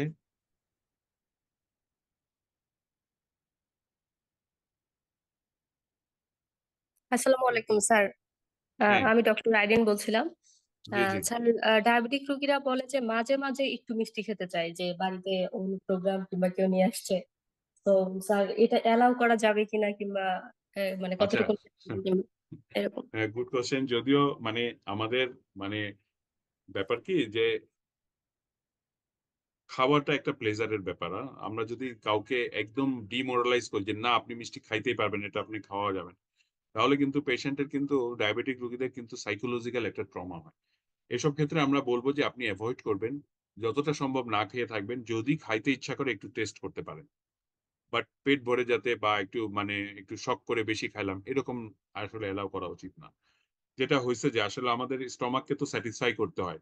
এখন আমি যদি একটা মিষ্টি খাই, তাতে আমার যে ক্যালোরিটা মানে আমার শরীরে ঢোকে, যদি আমি দেখা যায় যে অনেকগুলো খাবার যদি যেগুলোতে কার্বোহাইড্রেট অত বেশি না বা রিফাইন্ড কার্বোহাইড্রেট না, তা আমরা কিন্তু অতটুক খাইলে কিন্তু স্টমাকটা স্যাটিসফাই হয়।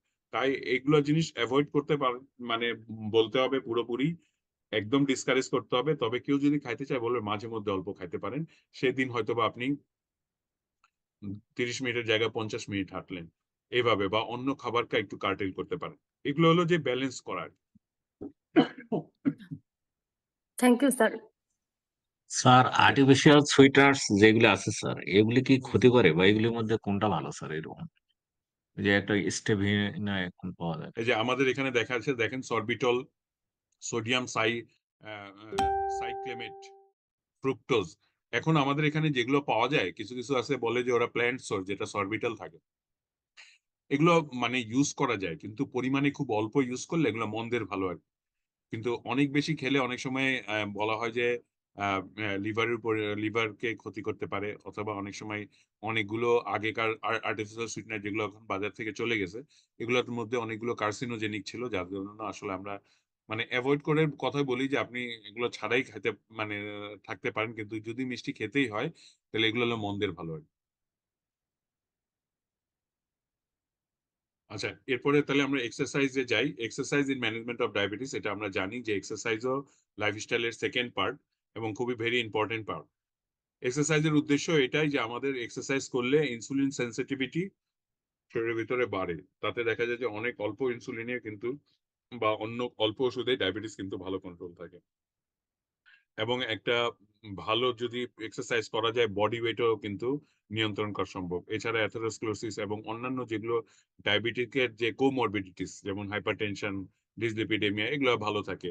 এছাড়া মাসেলের স্ট্রেংথ, বোনস এবং জয়েন্টের স্ট্রেংথ ভালো থাকে এবং মানুষের মেন্টাল ওয়েলবিংও থাকে। এক্সারসাইজের ব্যাপারে বললে হয় যে কাদের ক্ষেত্রে এক্সারসাইজ হার্মফুল হতে পারে তারা অ্যাভয়েড করতে পারে। বিশেষ করে প্রেগনেন্ট মাদার যারা, ওরা যদি এক্সারসাইজ করে ওইটা আপনার জন্য সমস্যা হতে পারে। এছাড়া আনস্টেবল কার্ডিয়াক ডিজিজ যদি থাকে, সিভিয়ার নিউরোপ্যাথি যদি থাকে, নেফ্রোপ্যাথি থাকে, অস্টিওআর্থ্রাইটিস থাকে, তাদের ক্ষেত্রে আসলে এক্সারসাইজটা খুব একটা মানে মানে আমরা যেহেতু করা প্রবলেম, তাদের ক্ষেত্রে আবার এক্সারসাইজ এক্সেমটেড করতে পারি। কিন্তু অ্যাজ হোল যাদের এই জিনিসগুলো নাই তাদের ক্ষেত্রে বলা হয় যে এক্সারসাইজটা কিভাবে করবেন।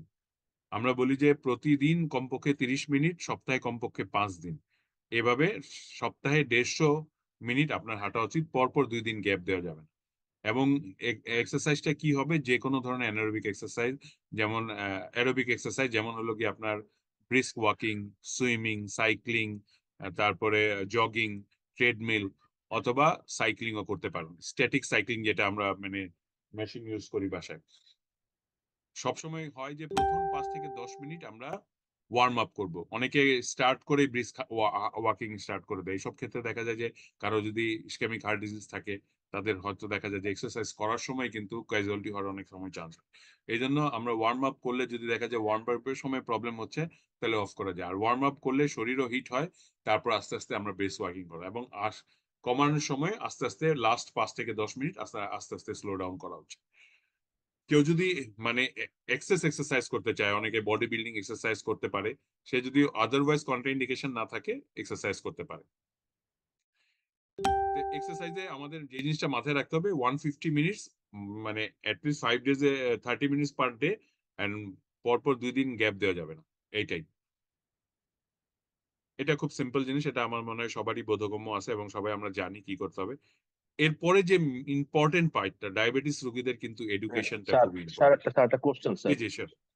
স্যার রমাদান মাসে স্যার হাঁটাহাঁটি স্যার কিভাবে করবো? Good, very good question. Ramzan মাসে আমরা বলি যে মানে কেউ যদি এক্সারসাইজ করতে চায় তাহলে অবশ্যই রোজা রাখা অবস্থায় করবে না, প্রথম কথা। কেউ যদি 20 রাকাত যদি তারাবি পড়ে তাতে মোটামুটি এক্সারসাইজ কিছুটা কভার হয়, কিন্তু তার থেকেও যদি কেউ বেশি করতে চায়, যদি অনেকে রমজানে একটু খাওয়া বেশি হয়, একটু এক্সারসাইজ করতে চায়, তাহলে সে অবশ্যই নন ফাস্টিং স্টেটে হাঁটাহাঁটি করবে। সেক্ষেত্রে ধরেন তারাবি নামাজ পড়তে গেল বা রাতের বেলা ওই সময় আধা ঘন্টা 1 ঘন্টা হাঁটতে পারে। কিন্তু রোজা রাখা অবস্থায় ডায়াবেটিক রোগী, বিশেষ করে যারা মানে অনেকগুলো ওষুধ খায়, তাদের রোজা রাখা অবস্থায় ওভার অ্যাক্টিভিটি করারই দরকার নেই, যেটা করবে সন্ধ্যার পর, এবং 30 মিনিট করতে পারে, কোনো সমস্যা নেই। আসসালামু আলাইকুম আর স্যার, কোনো আমি এক্সারসাইজ? জি জি জি স্যার, বলেন আমি প্লিজ। ডক্টর রুবাইদ বলছিলাম। স্যার আমার হলো জানার দরকার যে রমজান মাসে যখন স্যার কেউ ইনসুলিন নেয়, তো হুম হুম তারা হুম। স্যার কোন সময়টা নিবে মেইনলি? মানে কেউ যদি আচ্ছা 3 বেলা নেয় সেক্ষেত্রে স্যার মানে আমি কিভাবে ভাগ করে দিব যে এইটা আপনি এই সময় নিবেন, এই সময় কমাই নিবেন? অনেক সময় অনেকে বেশি খেয়ে ফেলে বা কম হুম খেয়ে হুম। ফেলে। তার ক্ষেত্রে আমি মানে আচ্ছা এটা কিভাবে মেইনটেইন করব? আচ্ছা, ওই পর্যন্ত যদিও আমি আসি নাই, তবে এটা যেহেতু ইম্পর্টেন্ট কোশ্চেন, সামনে রমজান, এটা আমাদের বলে এখানেই বলা উচিত। তারপরে তো আসলে তখন এই রিলেটেড কোনো কোশ্চেন থাকে। দেখেন, প্রথম কথা হলো 3 বেলা ইনসুলিন আমরা যেগুলো নেই এগুলো হলো র্যাপিড অ্যাক্টিং অথবা রেগুলার ইনসুলিন, যেটা এটা আমরা ধরেন কেউ যদি সকালে 10, দুপুরে 10 এবং রাতে 10 এভাবে নিচ্ছে, আমি একটা উদাহরণ দিচ্ছি। এইসব ক্ষেত্রে আমরা বলি যে সকালের যে ডোজটা আর দুপুরের যে ডোজটা, এই দুটো অ্যাডজাস্ট করে ইফতারের সময় নেওয়া। যদি সে সকালে ধরেন 10 নেই, দুপুরে 10 নেই, রাতে 10 নেই, এটা আমি আরবিটারি বলতেছি, তাদের ক্ষেত্রে সকাল আর দুপুরের যে ডোজ, সকালের ফুল ডোজ এবং দুপুরের অর্ধেক ডোজ মানে 15 ইউনিট আপনি ইফতারের আগে নিবেন। ইফতারের সময় মানে আজান দিবে সাথে সাথে সাথে নিলেন, অথবা 10 মিনিট আগে নিলেও রোজা কিন্তু ভাঙে না। এটা আমার কিন্তু মানে এরকম একটা ফতোয়া আছে যে যে কেউ যদি রোজা রাখা অবস্থায় ইনসুলিন নেয় তার কিন্তু রোজা ভাঙে না। তো 10 মিনিট আগেও নিতে পারে, আর কেউ যদি না নিতে চায় আজানের সাথে সাথে নিতে পারে। এবং দুপুরের এটা অমিট করবে, এবং রাত্রে যেটা নেয় ওইটার অর্ধেকটা সেহরিতে নিবে। তাহলে সকালে হয়তো বা যেটা 10 নেয় ওইটা হয়তো ইফতারের সময় 10ও নিতে পারে, কিংবা যদি তার ব্লাড গ্লুকোজ বা খাওয়াটা বেশি থাকে তাহলে ওই দুইটা অ্যাডজাস্ট করে, মানে 10 আর 10 20-এর জায়গায় ও 15 নিবে হলো গিয়া ইফতারের সময়, এবং সেহরিতে 10-এর জায়গায় 5 ইউনিট নিবে হলো সেহরিতে। এটা হলো তার ইনসুলিন যদি 3 বার নেয়। যদি 2 বার নেয়, সে সকালের মর্নিং ডোজটা সে ইফতারের সময় নিবে, এবং রাত্রে যে ডোজটা ওর অর্ধেকটা এই সেহরিতে নিবে। আর যদি এক বেলা নেয়, অনেক সময় ভেজাল ইনসুলিন আমরা এক বেলা দিই। পরে ফোন দিচ্ছি, পরে ফোন দিচ্ছি। তাহলে আমরা ওই ভেজাল ইনসুলিন, যেমন ধরেন অনেক সময় গ্লার্জিন আমরা হয়তো 30 নিচ্ছি, এই ক্ষেত্রে আমরা 20 to 30% রিডাকশন করে দিতে হবে ব্লাড গ্লুকোজ, এই ইনসুলিনের ডোজ। আচ্ছা, এডুকেশনাল অ্যাডভাইসটা আমরা যাই, কারণ সময় হচ্ছে, আমরা পরবর্তী অনেক আরো কিছু বাকি আছে, এবং আরো মানে পরবর্তী চ্যাপ্টার গুলোতে অনেক কোশ্চেন থাকতে পারে। এডুকেশনের মধ্যে আমরা অবজেক্টিভটা হলো to promote compliance and discipline as the corner stone, যেটা আমরা বললাম। এটাতে হয় কি, যদি এডুকেশন করতে পারে তাহলে রোগীর একটা যদি ইনসাইট ডেভেলপ করে। দেখেন, আমরা ডাক্তার হয়েও কিন্তু অনেক সময় দেখা যায় যে কাউকে, ডাক্তার রোগী, সে তাকে ইনসুলিন দিচ্ছি, সে আসলে মানে সহজে নিতে চায় না বা ওষুধ সময় মতো খায় না। তাই একটা এডুকেশনটা আমাদের খুব বেশি জরুরি।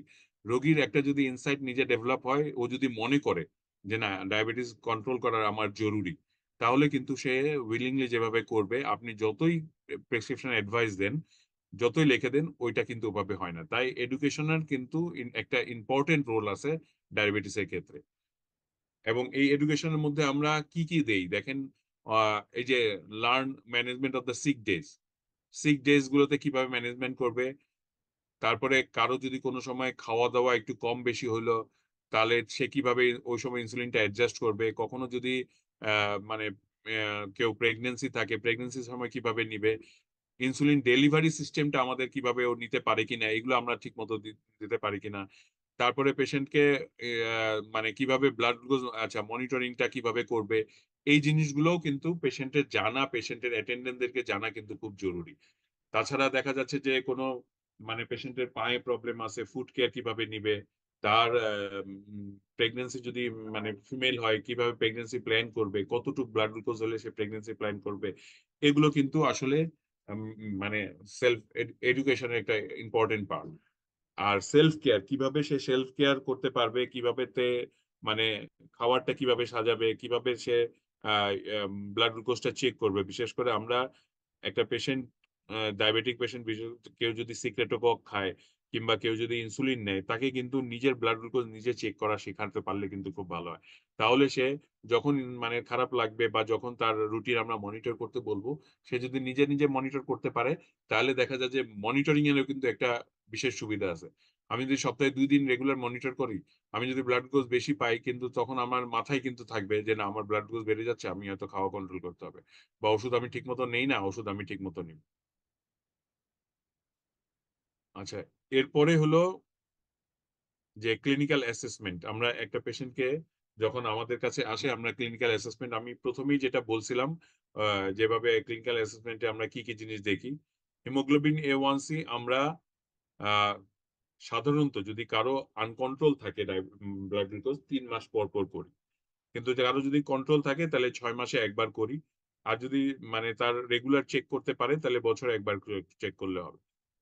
তাছাড়া একটা রুগীর তার HbA1c, আচ্ছা এগুলো আসলে অনেক কথা আছে যেটা আমাদের মানে খুব একটা জরুরি না। গোল ইম্পর্টেন্ট হলো যখন আমাদের কাছে একটা পেশেন্ট আমাদের কাছে আসে, যখন আমি তাকে অ্যাসেস করলাম, তার জন্য কিন্তু আমাদের একটা টার্গেট সেট করতে হবে যে একটা ব্লাড গ্লুকোজ এত পাইছি, আমি তাকে কিভাবে তার ব্লাড গ্লুকোজটা কন্ট্রোল করতে হেল্প করব।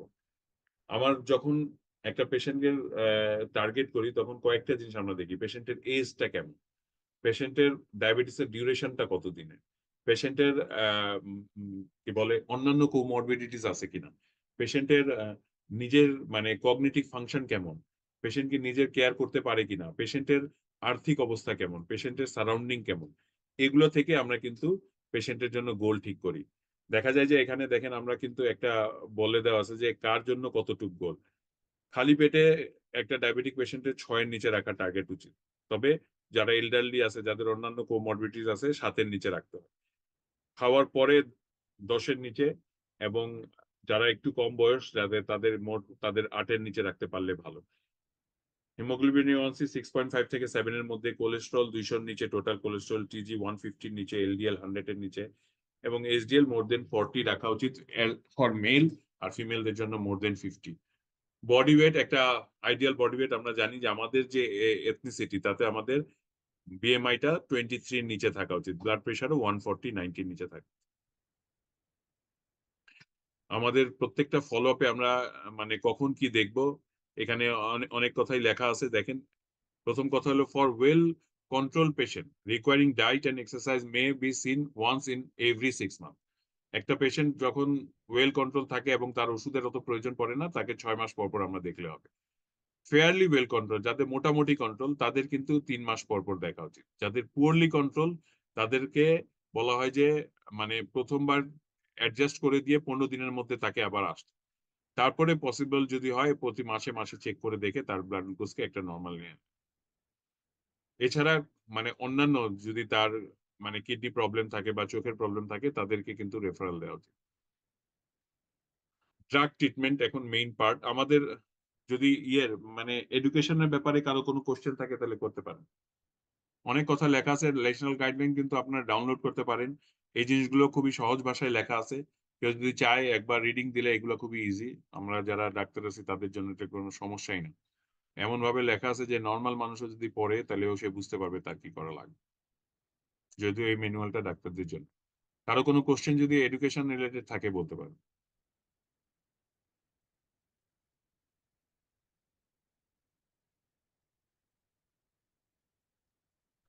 ওয়ালাইকুম স্যার। স্যার এইচডিএল হ্যাঁ। বাড়ানোর কি কোনো উপায় আছে? কোনটা HDL? জি স্যার। হ্যাঁ, গুড, ভালো কোশ্চেন। HDL তো আসলে আমরা জানি যে গুড কোলেস্ট্রল আর কি। ডায়াবেটিক রোগীদের এটা কমে যায়, কারণ ডায়াবেটিক ডিসলিপিডেমিয়াতে TG বাড়ে, HDL কমে। HDL বাড়ানোর প্রসিডিউর হলো হাঁটা, হাঁটলে HDL বাড়ে। এছাড়া অনেক সময় বলা হয় যে মানে কড লিভার অয়েল এটা খেলেও অনেক সময় এইচডিএল বাড়ে, এলডিএল কমাইলেও অনেক সময় এইচডিএল বাড়ে।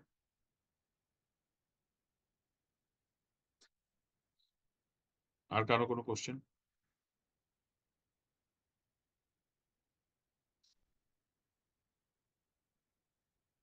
আচ্ছা, কোশ্চেন না থাকলে আমরা main focus part, drug treatment of diabetes. Drug ট্রিটমেন্টটা আমরা কিসের উপর ডিপেন্ড করে, এটা বিভিন্ন আছে, কার জন্য কোনটা। ডায়াবেটিক চিকিৎসায় কিন্তু একটা ইম্পর্টেন্ট আমরা টার্ম ইউজ করি, ইট শুড বি ইন্ডিভিজুয়ালাইজড। আমার জন্য যা অন্যের জন্য এটা নাও হতে পারে, আমার জন্য যেটা ভালো আরেকজনের জন্য এটা খারাপও হতে পারে। এই জন্য ডায়াবেটিসের চিকিৎসা সবসময় পেশেন্ট সেন্টার্ড এবং এক একটা পেশেন্টের জন্য এক এক রকম হতে পারে। এই জন্য আমরা যখন একটা ডায়াবেটিস রোগী দেখি তখন প্রথমে আগে তার টাইপটা নির্ধারণ করতে হবে, এটা কি টাইপ 1 আর টাইপ 2, পেশেন্টের বয়স কেমন,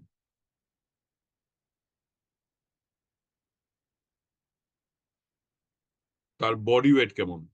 যদি বডি ওয়েট নর্মাল থাকে, যেটা আমরা বললাম যে তার বিএমআই যদি 18 থেকে 23-এর মধ্যে থাকে তাহলে একরকম। যদি কারো বডি ওয়েট 23-এর উপরে থাকে তার ওজন কমাইতে হবে, কারো 18-এর নিচে থাকলে তার ওজন বাড়াইতে হবে। এছাড়া তার অন্যান্য অ্যাকিউট আর ক্রনিক কমপ্লিকেশনস আছে কিনা, তার লাইফস্টাইলটা কেমন, সে সেডেন্টারি ওয়ার্কার কিনা, সে ডেইলি লেবার, তার জন্য তার হাইপারগ্লাইসেমিয়া কেমন, তার ব্লাড গ্লুকোজ মানে জাস্ট মার্জিনালি হাই নাকি অনেক বেশি হাই, তার আগে কখনো ওষুধ খাওয়ার কোনো হিস্ট্রি আছে কিনা, পাশাপাশি অন্যান্য যেসব ওষুধ খাই এগুলো আমাদের চেক করতে হবে।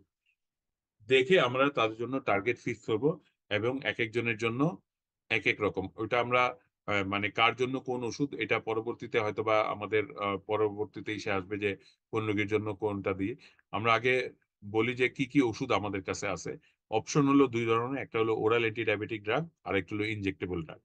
ওরাল অ্যান্টি ডায়াবেটিক ড্রাগের যদি গাইডলাইন থেকে আমরা বলি, oral anti diabetic service should be initiated with minimum effective dose. Diabetes রোগীদের ক্ষেত্রে কিন্তু আমরা কখনোই হাই ডোজে স্টার্ট করতে চাই না, বিকজ যদি দেখা যায় যে অনেকের কখনোই আগে ওষুধ খায় নাই, একটা সিম্পল গ্লিমেপেরাইড খেয়েও কিন্তু অনেক সময় হাইপোগ্লাইসেমিয়া হয়ে যায়।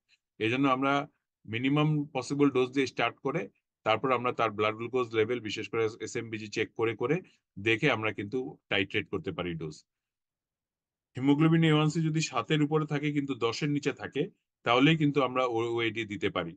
যদি দেখা যায় যে হিমোগ্লোবিন A1C মনোথেরাপি দিয়ে কন্ট্রোল হচ্ছে না, তখন আমরা একটার জায়গায় দুইটা ওষুধ স্টার্ট করি। কারো যদি ব্লাড গ্লুকোজ অনেক বেশি থাকে, 8.5-এর উপরে থাকে HbA1c, তাদের ক্ষেত্রে আমরা দুইটা ড্রাগ দিয়েও স্টার্ট করতে পারি। সাধারণত আমরা যদি কোনো প্রবলেম না থাকে আমরা আইডিয়ালি মেটফর্মিন দিয়ে স্টার্ট করি, যদি কোনো কন্ট্রাইন্ডিকেশন না থাকে। এছাড়া লাইফস্টাইল তো সবার জন্যই লাগে।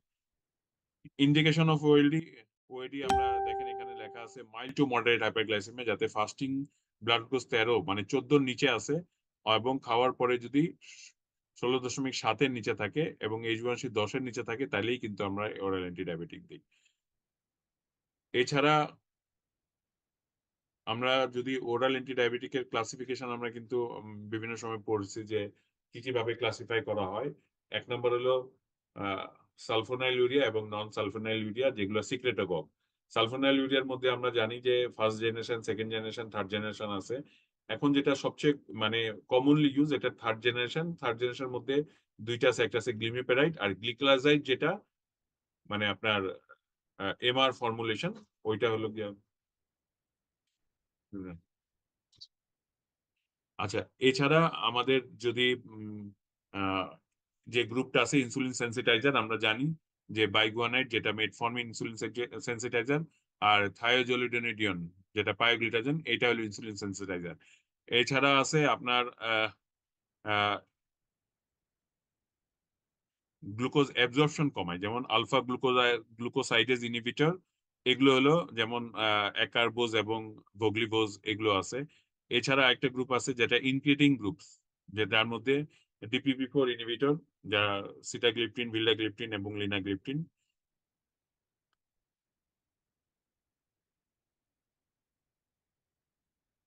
আচ্ছা, ড্রাগের ব্যাপারে যদি কারো কোনো কোশ্চেন থাকে, আমার মনে হয় কোশ্চেনে যাই, কারণ এগুলো তো সবাই দেখেন, এগুলো সবই জানেন। ন্যাশনাল গাইডলাইনে SGLT2 সম্বন্ধে কিছু বলে নাই, ইম্পর্টেন্ট আছে। আচ্ছা, এটা হচ্ছে কি যখন ন্যাশনাল গাইডলাইন হইতেছিল তখন মানে আসলে SGLT মানে ফোকাসে অত বেশি আসে নাই, এই জন্য হয়তো বা এটা অমিট করে গেছে। কিন্তু এই ড্রাগের জায়গাটায় তো আসলে SGLT ইনহিবিটর এখন আমাদের 1 নাম্বার ড্রাগ আর কি আসলে অনেক ক্ষেত্রে, বিশেষ করে কারো যদি কার্ডিওভাস্কুলার ডিজিজ থাকে অথবা রেনাল ডিজিজ থাকে বা হার্ট ফেলিউর থাকে, তাদের ক্ষেত্রে কিন্তু এটা দেওয়া হয়। স্যার আমাদের ন্যাশনাল গাইডলাইনে বলা হচ্ছে যে মেটফর্মিন ড্রাগ অফ চয়েস, কিন্তু স্যার হুম আমরা যখন ডায়াবেটিস প্র্যাকটিস করি ম্যাক্সিমাম পেশেন্টের ক্ষেত্রে দেখা যাচ্ছে ইসচেমিক হার্ট ডিজিজ থাকে অথবা তার হাইপারটেনশন থাকে। সেই ক্ষেত্রে যদি আমরা drug of choice first SGLT2 inhibitor patient afford করতে পারে তাহলে সেটা হুম আরো ভালো হবে না স্যার? জি অবশ্যই। দেখেন এখানে হচ্ছে কি আসলে ন্যাশনাল গাইডলাইনের সময় একটা জিনিস কি, যখন আমাদের এটা যেমন অ্যাফ্লুয়েন্ট সোসাইটির জন্য, একদম গরিব যারা তাদের জন্য করা, তো এমন একটা জিনিস ব্যালেন্স করে করা যাতে মানে মানে সবাই যাতে অ্যাটলিস্ট এই অ্যাক্সেসটা পায়, কথা বুঝতে পারছেন? এই জন্যই আসলে সব ধরনের ওষুধই এখানে রাখা হয়েছে। কিন্তু আমরা তো এটা বুঝি যে এখনকার যে যাদের মানে ডায়াবেটিস চিকিৎসায় শুধু গ্লুকোজ ট্রিটমেন্টটা ইম্পর্টেন্ট না, এখানে কিন্তু অনেক ব্যাপার আছে যেগুলো কোমরবিডিটিস আছে, এগুলো অ্যাড্রেস করা, তার কমপ্লিকেশন যাতে না হয় এগুলো ইম্পর্টেন্ট। তো এইসব ক্ষেত্রে আমরা যেটা করি আসলে মানে SGLT ইনহিবিটর যদি বিশেষ করে 3টা জিনিস মাথায় রাখতে হবে। অ্যাথারোস্ক্লেরোসিস হার্ট ডিজিজ যদি কারো থাকে, কারো যদি হার্ট ফেলিউর থাকে অথবা রেনাল ইম্পেয়ারমেন্ট থাকে, তাদের ক্ষেত্রে মেটফর্মিন যদি মানে দেওয়ার কন্ট্রাইন্ডিকেশন থাকে তাহলে ফার্স্ট লাইন কিন্তু SGLT ইনহিবিটর বা ইনকেটিং বেস যে ওষুধগুলো এগুলো দেওয়া যেতে পারে। ড্রাগের স্যার ব্যাপারে আরেকটা যদি কথা কারো হ্যাঁ। স্যার একটা কোশ্চেন, পায়োগ্লুটাজোন রিগার্ডিং পায়োগ্লুটাজোন স্যার, আগে তো একটা হুম সময় 45 মিলিগ্রাম আমরা ইউজ করতাম স্যার, হুম এখন তো হুম গাইডলাইন বা 15 মিলিগ্রাম ইউজ করার জন্য, কিন্তু এখন আর হুম। প্রেসক্রিপশন তেমন পাওয়া যায় না যে কেউ আমরা 15 মিলিগ্রাম লিখতেছি, কিন্তু 15 গ্রাম কি স্যার লিখা যায় না স্যার? ডাক্তার তো খুব ভালো কাজ করতো। হ্যাঁ, বায়োগ্লিটাজোন কিন্তু আমরা লিখি না তা না। বায়োগ্লিটাজোন কিন্তু ইনসুলিন সেন্সিটাইজ হিসেবে ভালো, কিন্তু ওই যে 45 পর্যন্ত দিলে অনেক সময় যে মানে ফ্লুইড রিটেনশন হয়, এই জন্যই আসলে অত ডোজ দেয় না এখন, লো ডোজে। এবং দেখা যায় যে এটা কিন্তু ওই যে MAFLD আর কি, মানে ন্যাশ যেটা আগে বলা হতো, নেক্সট যেটা এটাতেও স্যার, কিন্তু খুব ভালো ভালো কাজ করে। এইসব ক্ষেত্রে কিন্তু আমরা বায়োগ্লিটাজোন দেওয়া যায়, আমরা আমরা লিখি, কিন্তু একদম যে লিখি না তা না। স্যার ইন্ডিয়া একটা কনফারেন্সে আমি ছিলাম, ওরা ন্যাশে কিন্তু রসিগ্লিটাজোন ইউজ করে, দেখা যাচ্ছে যে রসিগ্লিটাজোন ব্লাড সুগারও একটু রিডিউস করে স্যার। সেটা এখন বাংলাদেশেও কয়েকটা ফার্মাসিউটিক্যাল দেখলাম নিয়ে আসছে স্যার, সেটার হ্যাঁ, সম্বন্ধে স্যার?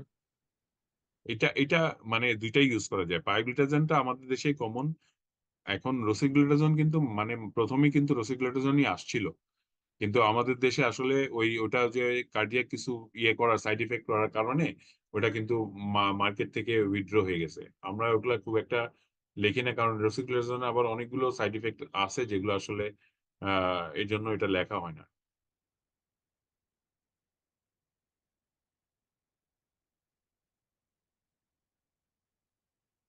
ওরাল যদি নিয়ে যদি কারো কোনো কোশ্চেন থাকে।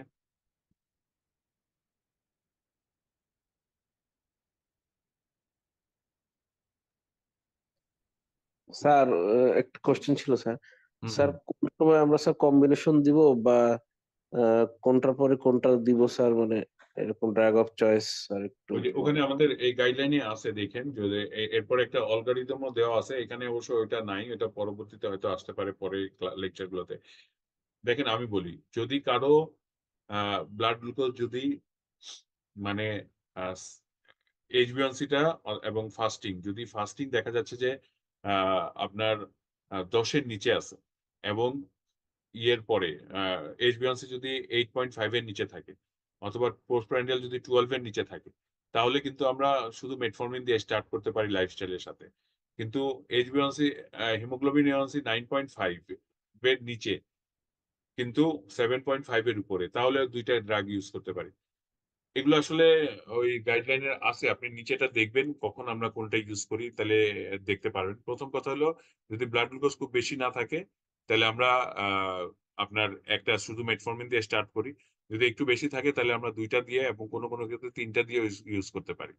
এগুলো একটা সুন্দর অ্যালগরিদম আছে, স্যার আপনি আরেকটা দেখবেন ড্রাগ আমাদের আছে স্যার, গাইডলাইনই আছে। জি স্যার আরেকটা ড্রাগ আছে উমারিগ্লিপটিন স্যার, হ্যাঁ, ওয়ান্স উইকলি স্যার। ওইটা যদি ওয়ান্স স্যার উইকলি। আমরা প্রথম দিকে ইউজ করতে পারি, পেশেন্টের জন্য মানে কনভিনিয়েন্ট হলো যে সপ্তাহে একবার খেলো, সেই 13 দিন, জন্যই তার কিন্তু এটা অতিরিক্ত। এটা এটা জাপানে কিন্তু প্রচুর চলে, আমাদের দেশে উমারিগ্লিপটিন মানে এখনো খুব বেশি মানে ইয়ে পাই নাই, পপুলারিটি পায় নাই, তবে খারাপ নয়, আমরা কিন্তু আমার রিপ্রিন্ট লিখি।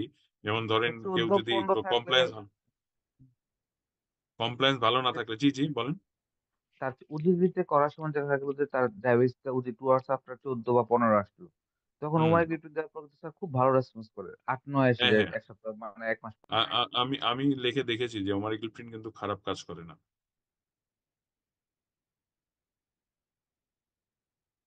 হুম। স্যার আচ্ছা একটা কোশ্চেন ছিল sir. G G G sir please।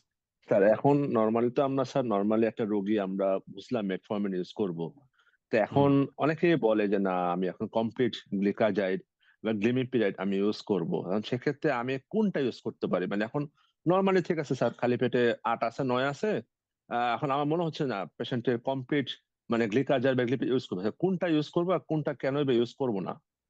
আচ্ছা, প্রথম কথা যদি আমরা এটা দিতে হয়, কারণ অনেক সময় মেটফর্মিনটা যদি ইনটলারেন্ট থাকে আমরা সালফোনাইলুরিয়া দিয়ে অনেক সময় এসব ক্ষেত্রে যেটা আছে যে গ্লিক্লাজাইডের এমআর ফর্মুলেশন যেটা আছে, এইটা হয় কি মানে কার্ডিওভাস্কুলার সেফটি কিন্তু এমআর ফর্মুলেশন গুলো আছে, বা গ্লিমেপেরাইড যেটা, এগুলো কিন্তু থার্ড জেনারেশন আপনার সালফোনাইলুরিয়া, এগুলোতে কিন্তু কার্ডিয়াক সেফটি মানে দেখা গেছে যে এদের যে স্টাডি গুলোতে দেখা গেছে যে মানে এরা কার্ডিওভাস্কুলার মোর্টালিটি বাড়ায় না বা কার্ডিওভাস্কুলার ইভেন্ট বেশি বাড়ায় না। তো এইসব ক্ষেত্রে আমরা যদি ইউজ করি, বেটার হলো গ্লিক্লাজাইডের যেটা এমআর ফর্মুলেশন ওইটা, অথবা গ্লিমেপেরাইডটা ইউজ করা।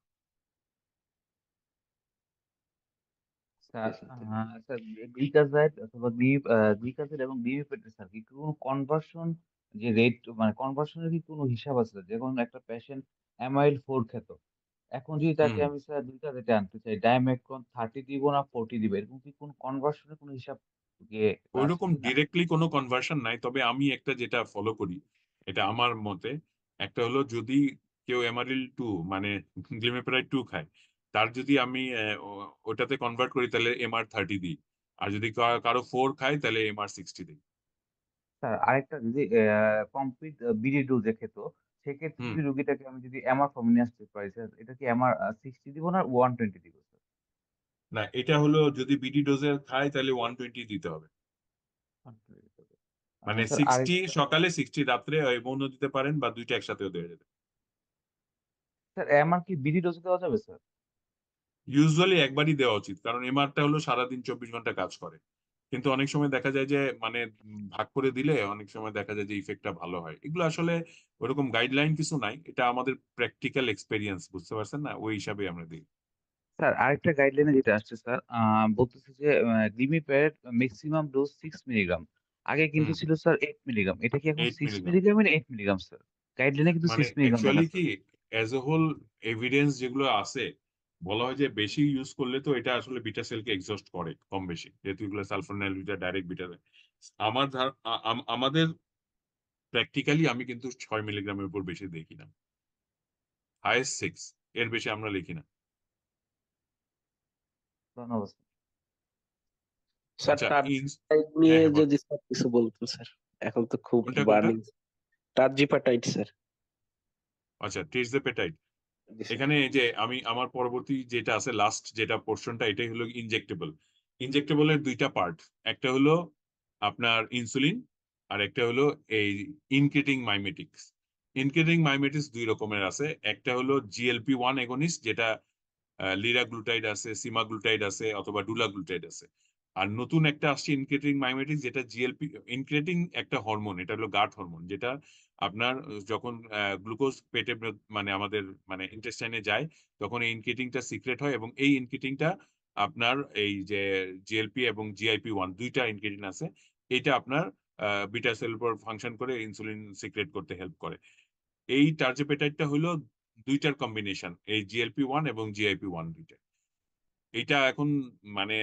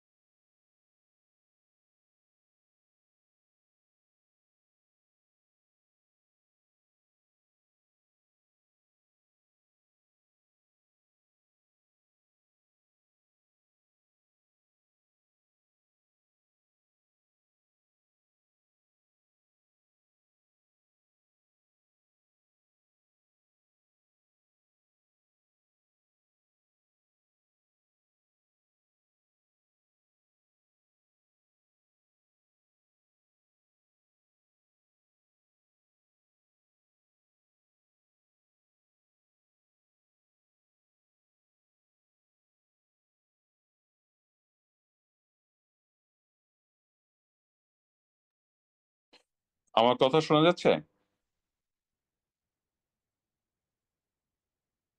হ্যালো? জি স্যার, শোনা যাচ্ছে। আচ্ছা, ওই আমার মানে মোবাইল থেকে একটু জয়েন করলাম, ল্যাপটপটা আবার মানে ওয়াইফাই বানায় গেছে। আচ্ছা, আমি যেটা বলতেছিলাম যে আমাদের তো ইনকেটিং বেস বলা হলো। আচ্ছা, লাস্ট স্লাইডটা আছেন, রাশেদ আছেন? জি স্যার। ওই যে ইনসুলিনের ওই স্লাইডটা কি আপনার ওখান থেকে ওপেন করতে পারবেন? জি স্যার। G please.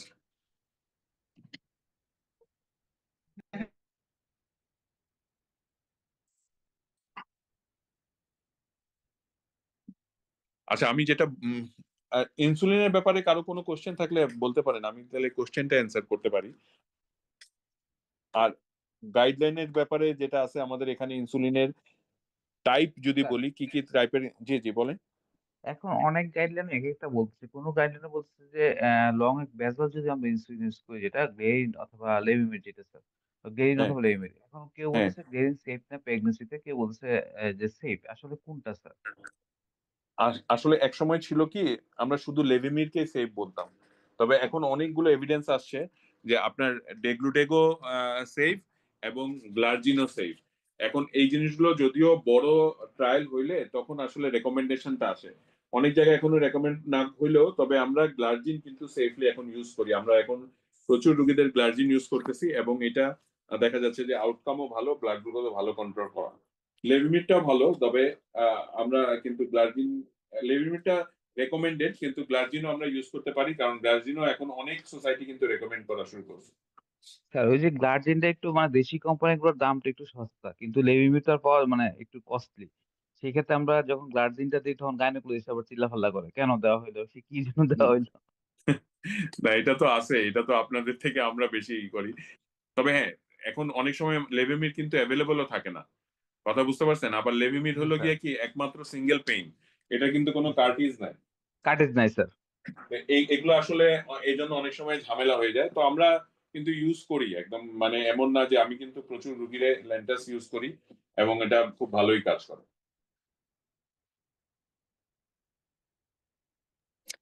আসসালামু আলাইকুম স্যার। হ্যাঁ, ওয়ালাইকুম একটু আসসালাম। কোয়েশ্চেন ছিল।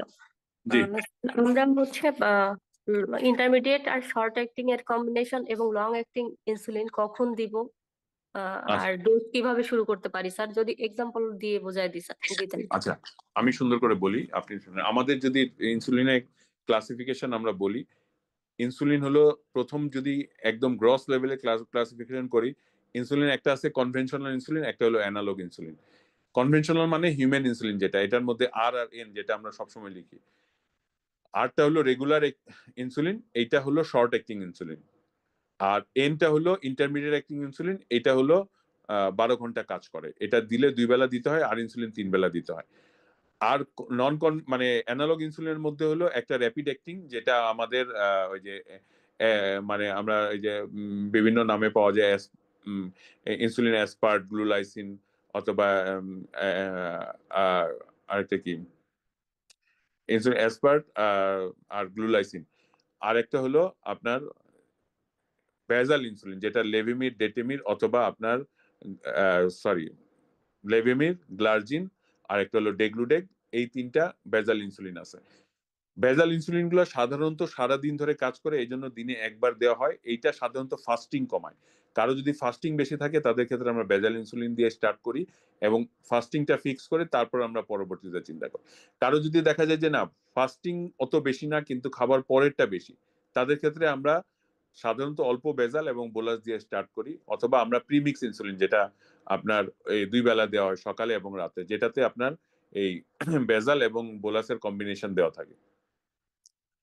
তো যাদের আমরা ফাস্টিং বেশি পাই তাদের ক্ষেত্রে আমরা বেজাল ইনসুলিনটা বেশি দেই এবং ওইটাই বাড়াই।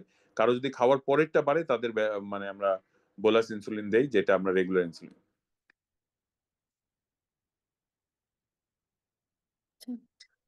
স্যার আরেকটা কোয়েশ্চেন ছিল স্যার, এটা কি শুধু গ্লার্জিন বা লং অ্যাক্টিংটা দিলে পরে কম্বিনেশনও দেওয়া লাগবে, নাকি শুধু একটাতেই কন্ট্রোল হতে পারে? না, যদি আমি কাউকে গ্লার্জিন দেই, পরে যদি পোস্ট প্যারেন্ডিয়াল তার বেশি থাকে, মানে খালি পেটেরটা কমে গেছে বাট খাওয়ার পরেরটা বেশি থাকে, তাহলে তাদের ক্ষেত্রে আমরা ওই নোভোরেপিড বা আপনার সরি নোভোরেপিড বলা ঠিক না, অ্যাসপার্ট ইনসুলিন অথবা ওই যে রেগুলার ইনসুলিন এগুলো দেওয়া উচিত। Thank you sir. স্যার আরেকটা কোয়েশ্চেন ছিল, সেটা হচ্ছে কারণ ডায়াবেটিস ধরা পড়ার পরে আমরা ওরাল দিয়ে শুরু করব নাকি ইনসুলিন, এটা আপনি একটা বলেছেন যে এত লেভেল থাকলে, কিন্তু হ্যাঁ আমরা যদি সিক্রেটোগক্স গুলো দেই আলটিমেটলি তো ওইটা প্যানক্রিয়াটিক সেলকে স্টিমুলেট করে প্যানক্রিয়াটিক সেল লস করার মানে করে। হ্যাঁ হ্যাঁ তো স্যার আলটিমেটলি তো ইনসুলিনে যেতেই হয়, সেক্ষেত্রে আমরা যদি ইনসুলিনই প্রথমে দেই তাহলে কি রিভার্স করার পসিবিলিটি আছে যে প্যানক্রিয়াটিক সেল রেস্ট পেল, এরকম কিছু? না, যেটা হয় যে আসলে দেখা যায় যে কি যখন আমরা ইনসুলিনটা মানে অলরেডি ডায়াবেটিক অনেক বেশি থাকে, তাদের ক্ষেত্রে বিটা সেল এক্সজশন কিন্তু অনেক বেশি হয়ে যায়। তাদের ক্ষেত্রে যদি আমরা কিছুদিনের জন্য দেখা যায় যে ইনসুলিন দিয়ে স্টার্ট করি, তাহলে বিটা সেল একটু রেস্ট পায়। এই জন্য দেখা যায় যে ওই সেলগুলো যেগুলো মানে আপনার মানে এক্সস্ট হয়ে যায়, এরা কিন্তু একটু সময় পায় এবং এরা একটু রিজেনারেট করতে পারে। দেখা যায় যে তার ইনিশিয়ালি ব্লাড ইনসুলিন দিয়ে কমে আসার পরে তার দেখা যাচ্ছে যে তার নিজের সিক্রেটারি ক্যাপাসিটি বেড়ে যায়। তাতে দেখা যায় যে পরবর্তীতে অনেক অল্প ডোজেই ডায়াবেটিসটা কন্ট্রোল থাকে। এইসব ক্ষেত্রে যখন ভেরি হাই ব্লাড গ্লুকোজ নিয়ে আসে, বিশেষ করে কারো HbA1c 10-এর উপরে, খালি পেটে 14-এর উপরে এবং খাওয়ার পরে 18-এর উপরে থাকে, তাদের ক্ষেত্রে কিন্তু আমরা বলি যে start with insulin, then blood গ্লুকোজকে নর্মাল করো, তারপর চাইলে তুমি ইনসুলিনটা সুইচ করে ওরাল অ্যান্টিডায়াবেটিকে যেতে পারো। Thank you sir. স্যার আসসালামু আলাইকুম স্যার। হ্যাঁ স্যার একটা কোশ্চেন ছিল স্যার। যদি স্যার কোনো রোগী স্যার আসে যে খালি পেটে তার 18 বা 19-এর মতো আছে, বা তার সেক্ষেত্রে 15-16 আছে, ভরা পেটে তার 25-26 আছে, তো সেক্ষেত্রে গ্রামের দিকে রুরাল এরিয়া দেখা যায় যে স্যার মানুষ অনেক রোগী স্যার ইনসুলিন নিতে চায় না। বাবা দেখেন আমিও স্যার একটা ডায়াবেটিস সেন্টারে জব করি, তো দেখা যাচ্ছে ইনসুলিন নিতে চায় না, তো সেক্ষেত্রে বাবা তোমাকে হাতে পায়ে ধরি বা যাই করে আমাকে ইনসুলিন বাদ দিয়ে তুমি ট্যাবলেট দাও। জি তো জি দেখা গেছে স্যার নিচ্ছি স্যার, দেখা গেছে আমরা স্যার নর্মাল স্যার যে লিমিট জাতীয় ওষুধ দেওয়া বা ওষুধ দেওয়াতে স্যার মোটামুটি 7 দিনে স্যার ডায়াবেটিস একেবারে স্যার হঠাৎ করে স্যার খালি পেটে ছিল 18, মোটামুটি স্যার 7 দিনে স্যার খালি পেটে 8-9 চলে আসে স্যার। তো বাবা দেখছো তোমার কথা, আমার ট্যাবলেট ইনসুলিন নিয়ে তোমার ট্যাবলেট কমে আসছে, এটা কি স্যার শরীরের পেশেন্টের ক্ষতি হয় না স্যার কোনো? বা না, আপনি যেটা পেশেন্টের কাউন্সিলিং করলে ইনসুলিন নিতে চায় না, অনেক রিকোয়েস্ট করা হয়, তারপরে স্যার তাই নিতে চায় না, সে বাবা এটা চলে, এখানে স্যার পেশেন্টের কোনো ক্ষতি বা কোনো? না, এটা যেটা হয় কি দেখেন, ব্লাড গ্লুকোজ যখন আপনি 3-4টা ওরাল অ্যান্টিডায়াবেটিক দিবেন, এটার ব্লাড গ্লুকোজ এমনি কমবে, এটা স্বাভাবিক ব্যাপার। কিন্তু যেটা হয় যে বিটা সেল এক্সস্ট হওয়ার কারণে সে যদি ইনসুলিন নেয়, তাহলে তার দেখা যাবে যে অনেক মানে তার হইতে মানে কি বলে এই মানে ইনসুলিন ডিপেন্ডেন্ট হতে সময় লাগে, কথা বুঝতে পারছেন? এই জন্য দেখা যায় যে বিটা সেল রেস্ট করার পর রিজেনারেট করতে, আপনার তো ইনসুলিন ওরাল অ্যান্টিডায়াবেটিক দিলে আপনি 25 ডায়াবেটিসও কমায় নিয়ে আসতে পারেন, কিন্তু ইন দ্য লং রান দেখা যাবে তার ওরাল অ্যান্টিডায়াবেটিক আর সহজে কাজ করবে। সেক্ষেত্রে স্যার ইনসুলিন না নিতে চাইলে সেক্ষেত্রে কাউন্সিলিং কিভাবে করতে পারে, মানে আমরা তো কাউন্সিলিং করি, তো তার প্রথম রোগীর একটা বলবো যে ব্যস্ততা আমরা নামে। আমি যেটা বলি যে আপনি এখন আপাতত নেন ইনসুলিন, 1 মাস পর আমি আপনারটা বন্ধ করে দিব, আপনি নর্মাল আসার পর আমি বন্ধ করে দেবো, এইটা বললে অনেকে আসলে মানে রাজি জি, হয়। হ্যাঁ, এটাও স্যার বলা যায়। থ্যাংক ইউ আর স্যার। একটা বিষয় হয় যে স্যার বলে যে আমি হচ্ছে ইনসুলিন নিতেই পারি না, বয়স্ক লোক কেউ নাই, হুম নিতেই পারে না, সেক্ষেত্রে তো জটিল সমস্যা দেখা যায় স্যার, অনেক নিবেই না। না, সেই ক্ষেত্রে তো আসলে শোনেন, এইটা তো বললাম যে ইন্ডিভিজুয়ালাইজ, এখন আপনি তাকে যদি মোটিভেট করতে পারেন ভালো, যদি মোটিভেট সে না হইতে চায়, আপনি যদি না দেন, তাহলে তার ক্ষেত্রে সে কি করবে, সে হয়তো বা ওই যে ইয়ে ওষুধের দোকানে গিয়ে ডাইকেয়ার কিনে খাবে। তো সেই ক্ষেত্রে আপনি বরং একটা সাইন্টিফিক ওষুধ দেওয়াটাই তো ভালো। এগুলো যদিও মানে মানে আমাদের গাইডলাইনে নাই, কিন্তু আমরা কিন্তু প্রাইভেটলি মানে আমরা কিন্তু প্র্যাকটিস করি এরকম, যে না আমি এমন একটা জিনিস দিলাম সে নিতে পারলো না, তো পরে দেখা যাবে যে এটা তার মানে ভবিষ্যতের জন্য তার জন্য ভালো হলো না। তো সেই ক্ষেত্রে আমরা কিন্তু অনেক সময় এরকম মানে অ্যাডজাস্ট করে দিই। স্যার এই ক্ষেত্রে স্যার আমি তো ডায়াবেটিস সেন্টারে আছি, ডায়াবেটিস সমিতি স্যার। দেখা যাচ্ছে কি ম্যাক্সিমাম রুরাল এলাকার পেশেন্ট যেগুলো আসে স্যার, ওরা আজকে যেমন একটা পেশেন্ট পেয়েছি আমি, ও নর্মালি তার ফার্স্টিং ছিল 25 আর 2 আওয়ার্স আফটার ছিল 40 এবং জি জি তার HbA1c ছিল 18.9। তাকে যেভাবে হোক আমি অ্যানালগ দিয়েছি, এপিড্রা দিয়েছি, সে মেনে হুম নিয়েছে। তো হুম আর অন্য পেশেন্ট গুলো দেখা যাচ্ছে কি আসলে অনেক পেশেন্ট ম্যানেজ হয় না, 30-25 এগুলো তো ম্যানেজ হইতেই চায় না। হুম হুম সেক্ষেত্রে হুম আসলে আমি যেটা করি স্যার, আসলে দেখো বলে কি আমি বাসায় একলা থাকি, অনেক বয়স্ক, আমাকে দেওয়ার কেউ নাই, দোকানে যেয়ে দিতে হবে, অনেক মানে তাদের অজুহাত, দিতেই পায় হুম না, হুম কোনোভাবেই তাদের কাছে করা কনভিন্স করা সম্ভব না। সেই হুম ক্ষেত্রে হুম হুম। যেটা করি স্যার হচ্ছে ইউজুয়ালি ওই যে SGLT2 প্লাস মেটফর্মিন কম্বিনেশন দিয়ে দিই, আর সাথে স্যার হচ্ছে DP4 ইনহিবিটর দিয়ে দিই। আর কিছু করার নাই স্যার, মানে অন্তত স্টিমুলেট করি না, অন্তত সালফোনিলটা দিই না, না দেওয়ার চেষ্টা হ্যাঁ, করি। এটা না কিন্তু না অনেক কমে স্যার। না এগুলো তো ঠিক আছে, এগুলো তো আসলে যেটা বললাম যে আসলে সব সময় কি আর গাইডলাইন ফলো করা যায়? মানুষকে তো মানুষের মতো ট্রিট করতে হয়, এটা আসলে কিছু করার নাই, এরকম হইলে দিতে হয়। তবে হ্যাঁ, যদি খুব বেশি থাকে তখন আসলে বুঝায় বলতে হয় যে আপনি অ্যাটলিস্ট 5-6 দিন ইনসুলিন নেন, কমায় আনেন, তারপরে আমি আপনাকে মুখে ওষুধ আবার যাব। এটা জি স্যার, বললে আজকে তো অনেকে কিন্তু নিতে চায়, কারণ কি আজকে তো 15 দিনের 30-35 জন্য দিয়ে যদি দিচ্ছি। থাকে এইসব ক্ষেত্রে আপনি SGLT ইনহিবিটর দিলে বরং এটাতে মানে ওই যে কি বলে আহ, আহ, আরে মানে কিটোঅ্যাসিডোসিস হওয়ার চান্সেস বেড়ে যায়। এটা যদি এক্সট্রিম বেশি হাই থাকে তাহলে তাদের ক্ষেত্রে কিন্তু দেখা যায় যে এগুলো না ইউজ করাই ভালো।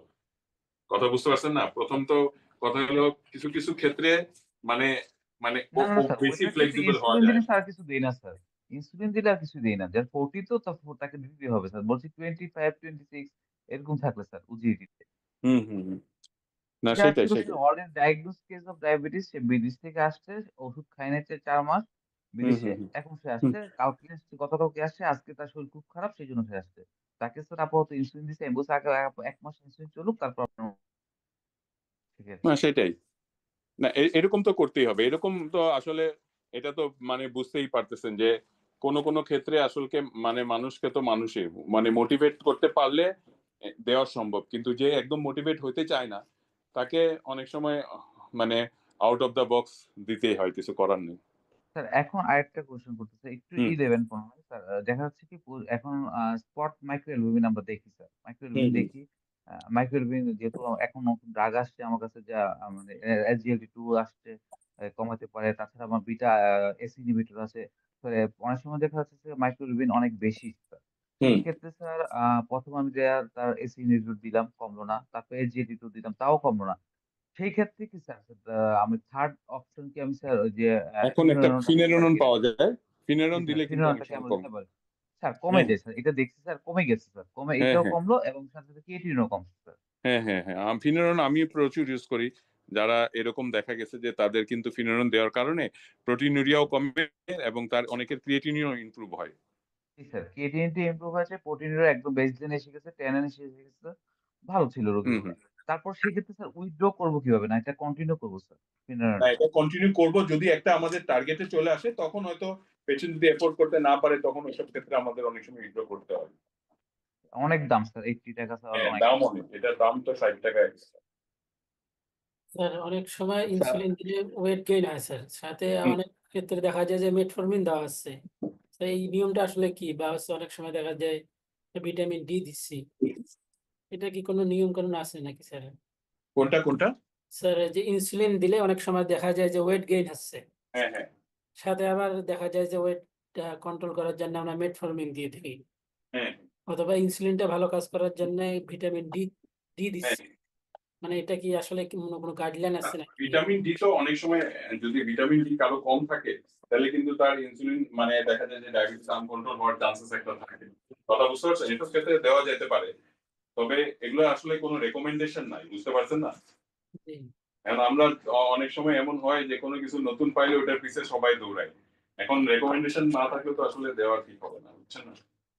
তবে দিলে কোনো ক্ষতি নাই অ্যাটলিস্ট, এই চিন্তা করে অনেক সময় আমরা অনেক সময় অনেক কিছু দিই না।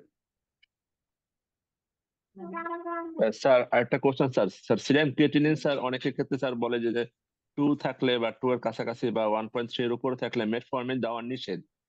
হুম। এখন সেক্ষেত্রে স্যার নর্মালি স্যার মেটফর্মিন কি স্যার দেওয়াই যাবে না 1.5 পর্যন্ত, না একেবারেই স্টপ থাকতে হবে? না এটা হচ্ছে কি ডিপেন্ড করে তার ইয়ের উপরে, মানে সিকেডি স্টেজের উপরে। কারো যদি 4 চলে যায় তাদের ক্ষেত্রে আসলে মেটফর্মিন না দেওয়া ভালো, বা দিলেও চলে গেলে আমরা ইউজুয়ালি বন্ধ করে দিই। স্যার ডাইকালট্রল কি স্যার রোল আছে স্যার, ডাইকালট্রল বা সলুসেন্টের খুব? জি জি জি। স্যার ডাইকালট্রল রোল আছে স্যার, ডাইকালট্রল দিলে সিরাম ক্রিয়েটিনিন কমে?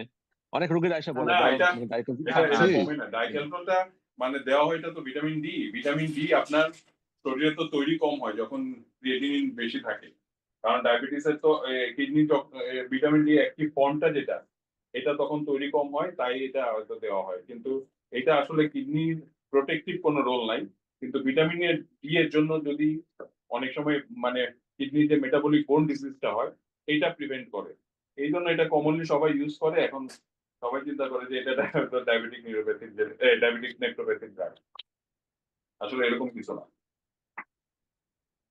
আর ইনসুলিন নেওয়া শুরু করার পরে ইনসুলিনটা বাদ দেবো কিভাবে, এবং তারপরে আবার ড্রাগ ফর্মে যে ওটা একবারে ড্রাগটা বন্ধ করব কখন?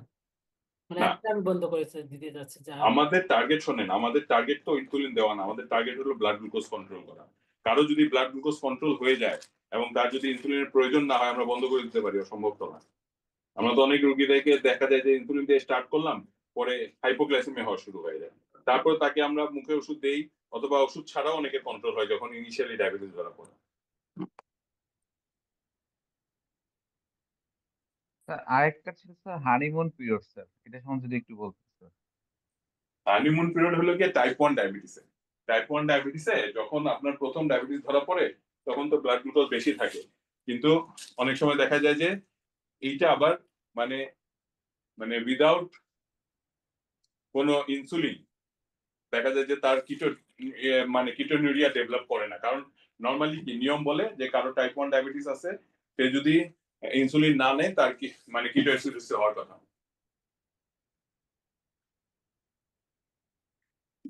কিন্তু স্যার তাদের ওই ফিটাসের সপ্তাহে স্যার স্যার সপ্তাহে একটা একদিন পেশেন্ট করে ইনসুলিন নেওয়া হয়, এরকম ইনসুলিন আছে স্যার, এটা কেমন স্যার? কোনটা ইনজেকশন কোনটা? উইকিজেড টিজাপেপটাইড সপ্তাহে GLP-1 একদিন করে অ্যানালগ। ইনসুলিন নেওয়া হচ্ছে। আচ্ছা, সপ্তাহে একদিন। কিছু কিছু ইনসুলিন আছে স্যার সপ্তাহে একদিন বলে স্যার, যেমন ইনসেপ্টা উইকিজেড। দেওয়া হয়, এটা জি স্যার, এটা কেমন বেসিক্যালি স্যার? হলো ইনহিবিটিং বেস, যে ওই যে আপনার ওই যে গ্লুটামাইন সিমাগ্লুটাইড, এইটা ওইটা ওইটা ওইটা যখন আমাদের দেশে আসবে তখন হয়তো সপ্তাহে একটা ইনসুলিন আসছে, বাট এটা কিন্তু এখনো আমাদের দেশে অ্যাভেলেবেল না। হ্যালো হ্যালো জি স্যার, শোনা যাচ্ছে? জি স্যার, ওই যে হ্যাঁ, ইনসেপ্টা যে বের করেছে স্যার উইকিজেড ইনজেকশন উইকিজেড ওটা তো ইনক্রেটিং, ওটা হলো আপনার ইনসেপ্টা না, ওটা হলো উইকিজেড হলো ইয়েদের এরিস্টো ফার্মার, ওটা হলো টার্জেপেটাইড, যেটা একটু আগে কথা বলতেছিলাম, একজন জিজ্ঞেস করলো না টার্জেপেটাইড, এটাও কিন্তু ইনক্রেটিং বেস, এটা কোনো ইনসুলিন না। ও জি স্যার। স্যার যেহেতু আরেকটা স্যার ওই যে টিজাপেপটাইড নতুন আসছে, সেই ক্ষেত্রে স্যার অনেকগুলা কোম্পানি স্যার এখন লঞ্চ করেছে, সেই জি ক্ষেত্রে জি আপনার পার্সোনাল এক্সপিরিয়েন্সে স্যার কোনটা ভালো? আমি টিজারও ইউজ করি, টিজারও রোগীদেরকে দিচ্ছি স্যার, কিন্তু মানে আপনার ক্ষেত্রে স্যার কোনটা ভালো হচ্ছে স্যার? আসলে এটা নতুন ড্রাগ, আসলে কি কোন কোম্পানিটা এখানে কোনটা ভালো করছে? দুইটা ব্যাপার আছে। কিছু কোম্পানি আছে যাদের দাম কিন্তু একটু বেশি, 1700 বা এরকম, আর কিছু আছে 1100 টাকা আছে, তার মধ্যে উইকিজেট একটা, টিজারও একটা, যেটা আপনি বললেন। আসলে এটা ডিপেন্ড করে কোন রোগীর কন্ডিশন কেমন। কিন্তু ভাই আমাদের এক্সপেরিয়েন্স এখনো খুব বলার মতো না হলেও আমরা যেগুলো টিজারপেটাইড দেখেছি, এটা ডায়াবেটিসও ভালো কন্ট্রোল করে এবং ওজনও কমায়। তবে অনেকে ইনটলারেন্ট মানে ইউজ করে মানে দেখা যায় যে মানে কন্টিনিউ করতে পারে না, বিকজ দেখা যায় যে তাদের যে গ্যাস্ট্রোইন্টেস্টাইনাল সাইড ইফেক্ট অনেক বেশি হয়। স্যার এখন স্যার অনেক জায়গায় ওই যে ইউনানি ডক্টর স্যার মানে মানে পোস্টিং হচ্ছে, ওরা তো স্যার ওই মেথি চূর্ণ খেলে মানে গ্লুকোজ কমবে এরকম বলে, এটা তো অনেক জায়গায় আছে স্যার, এটার ব্যাপারে স্যার কিছু বলুন। এখন এগুলো তো ধরেন আমরা যে কথা বলি এগুলো তো বইয়ে কখন আসে, যখন এটা রেকমেন্ডেশন হয়, একটা ভালো ট্রায়াল হয়, তখন কিন্তু আমরা রেকমেন্ডেশন পাই বা আমরা বইয়ে পাই। কিন্তু যার এগুলা কোনো মানে কোনো কি বলে আহ, আপনার আরসিটি হয় নাই, যার কোনো এরকম ট্রায়াল হয় নাই, তাদের ক্ষেত্রে আসলে কোনো ড্রাগ রেকমেন্ড করা বা কোনো ওষুধ বা কোনো সাপ্লিমেন্ট রেকমেন্ড করা তো আসলে এটা ঠিক না। এটা আমরা আমরা যারা সাইন্টিফিক ওয়েতে চিন্তা করি তাদের জন্য এগুলো আসলে হয় না। জি স্যার। আচ্ছা ঠিক আছে, অনেক রাত হয়েছে মনে হয়, আমারও একটু বের হওয়ার সময় হয়ে গেছে। কারো যদি স্পেসিফিক কোনো কোশ্চেন থাকে দুই একটা করতে পারেন, আর নাহলে শেষ করি, অনেক রাত হয়েছে। স্যার ওই যে টিজিপ্যাটাইটিস স্যার, যে side effect sir, thyroid cancer, এটা নিয়ে স্যার তো খুব মানে আচ্ছা, থাইরয়েড ক্যান্সার মানে কি? কিছু কিছু টিজেপেটাইটের রুগীরা দেখা গেছে যে মানে এটা 0.02% ক্ষেত্রে যে হয়তো ক্যান্সারের মানে থাইরয়েডের যে সি-সেল কার্সিনোমা এটা চান্স বাড়ায় দেয়। তো এইসব ক্ষেত্রে আমরা যেটা বলি যে আমাদের কোনো এক্সপিরিয়েন্স নাই, কারো এরকম শুনি নাই, তবে কারো যদি মানে আমরা টিজেপেটাইট স্টার্ট করি তার একটু গলা পালপেট করে দেখি কোনো নডুল টডুল আছে কিনা, যদি থাকে তাদের ক্ষেত্রে অ্যাভয়েড করাই ভালো। আর কারো যদি হিস্ট্রি অফ প্যানকেটাইটিস থাকে তাদের ক্ষেত্রেও আমরা এটা দিতে চাই না। স্যার টিচার কি আমরা স্যার বিএমআইটা মোর দেন 30 হলে দেওয়া এরকম কি কোনো রুল আমাদের স্যার? আমাদের আমাদের দেশের পার্সপেক্টিভে আপনি মোর দেন 27 দিতে পারেন, সাথে যদি ডায়াবেটিস এবং ওবেসিটি থাকে, মানে 27 মানে তো ওবেসিটি আছেই, সাথে যদি ডায়াবেটিস থাকে আপনি স্টার্ট করতে পারেন, কোনো সমস্যা নেই। স্যার সিবি বেনিফিট কেমন স্যার এটা স্যার? হ্যাঁ সরি, কার্ডিওভাস্কুলার বেনিফিট স্যার? ভালো। কার্ডিওভাস্কুলারের জন্যই তো এগুলা মানে বাজারে আসতেছে আরো বেশি বেশি।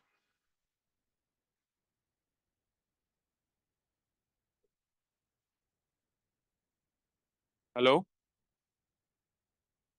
জি স্যার শুনছি স্যার। আচ্ছা ঠিক আছে, তাহলে আর কোনো কোশ্চেন না থাকলে অফ করি, 12টার উপরে বাজে। Okay sir, thank you. ও না 11:30 বাজে। Thank you. আর কারো কোনো কোশ্চেন? হ্যালো, আচ্ছা যাই হোক, আজকে দুই একবার ইন্টারাপশন হওয়ার জন্য আমি আসলে আন্তরিকভাবে দুঃখিত। আসলে আমাদের এটা ওয়ার্কিং ডে, তো চেম্বারটাও শেষ করতে হয়েছে, প্লাস এখানে আমার কানেকশনটাও আনস্টেবল থাকার কারণে একটু ইন্টারাপশন হয়েছে।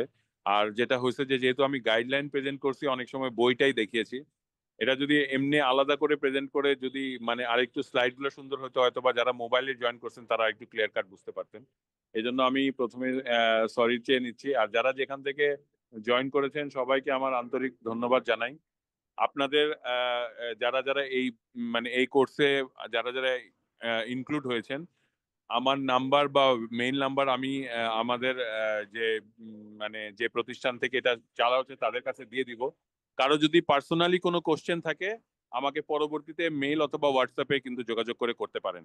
এই নাম্বারটা আমি বলে দিব, আমার নাম্বারটা, যাতে এই বিজিএচআরআই কর্তৃপক্ষ আপনাদের কাছে দিয়ে দেয় যারা যারা আজকে জয়েন করছেন।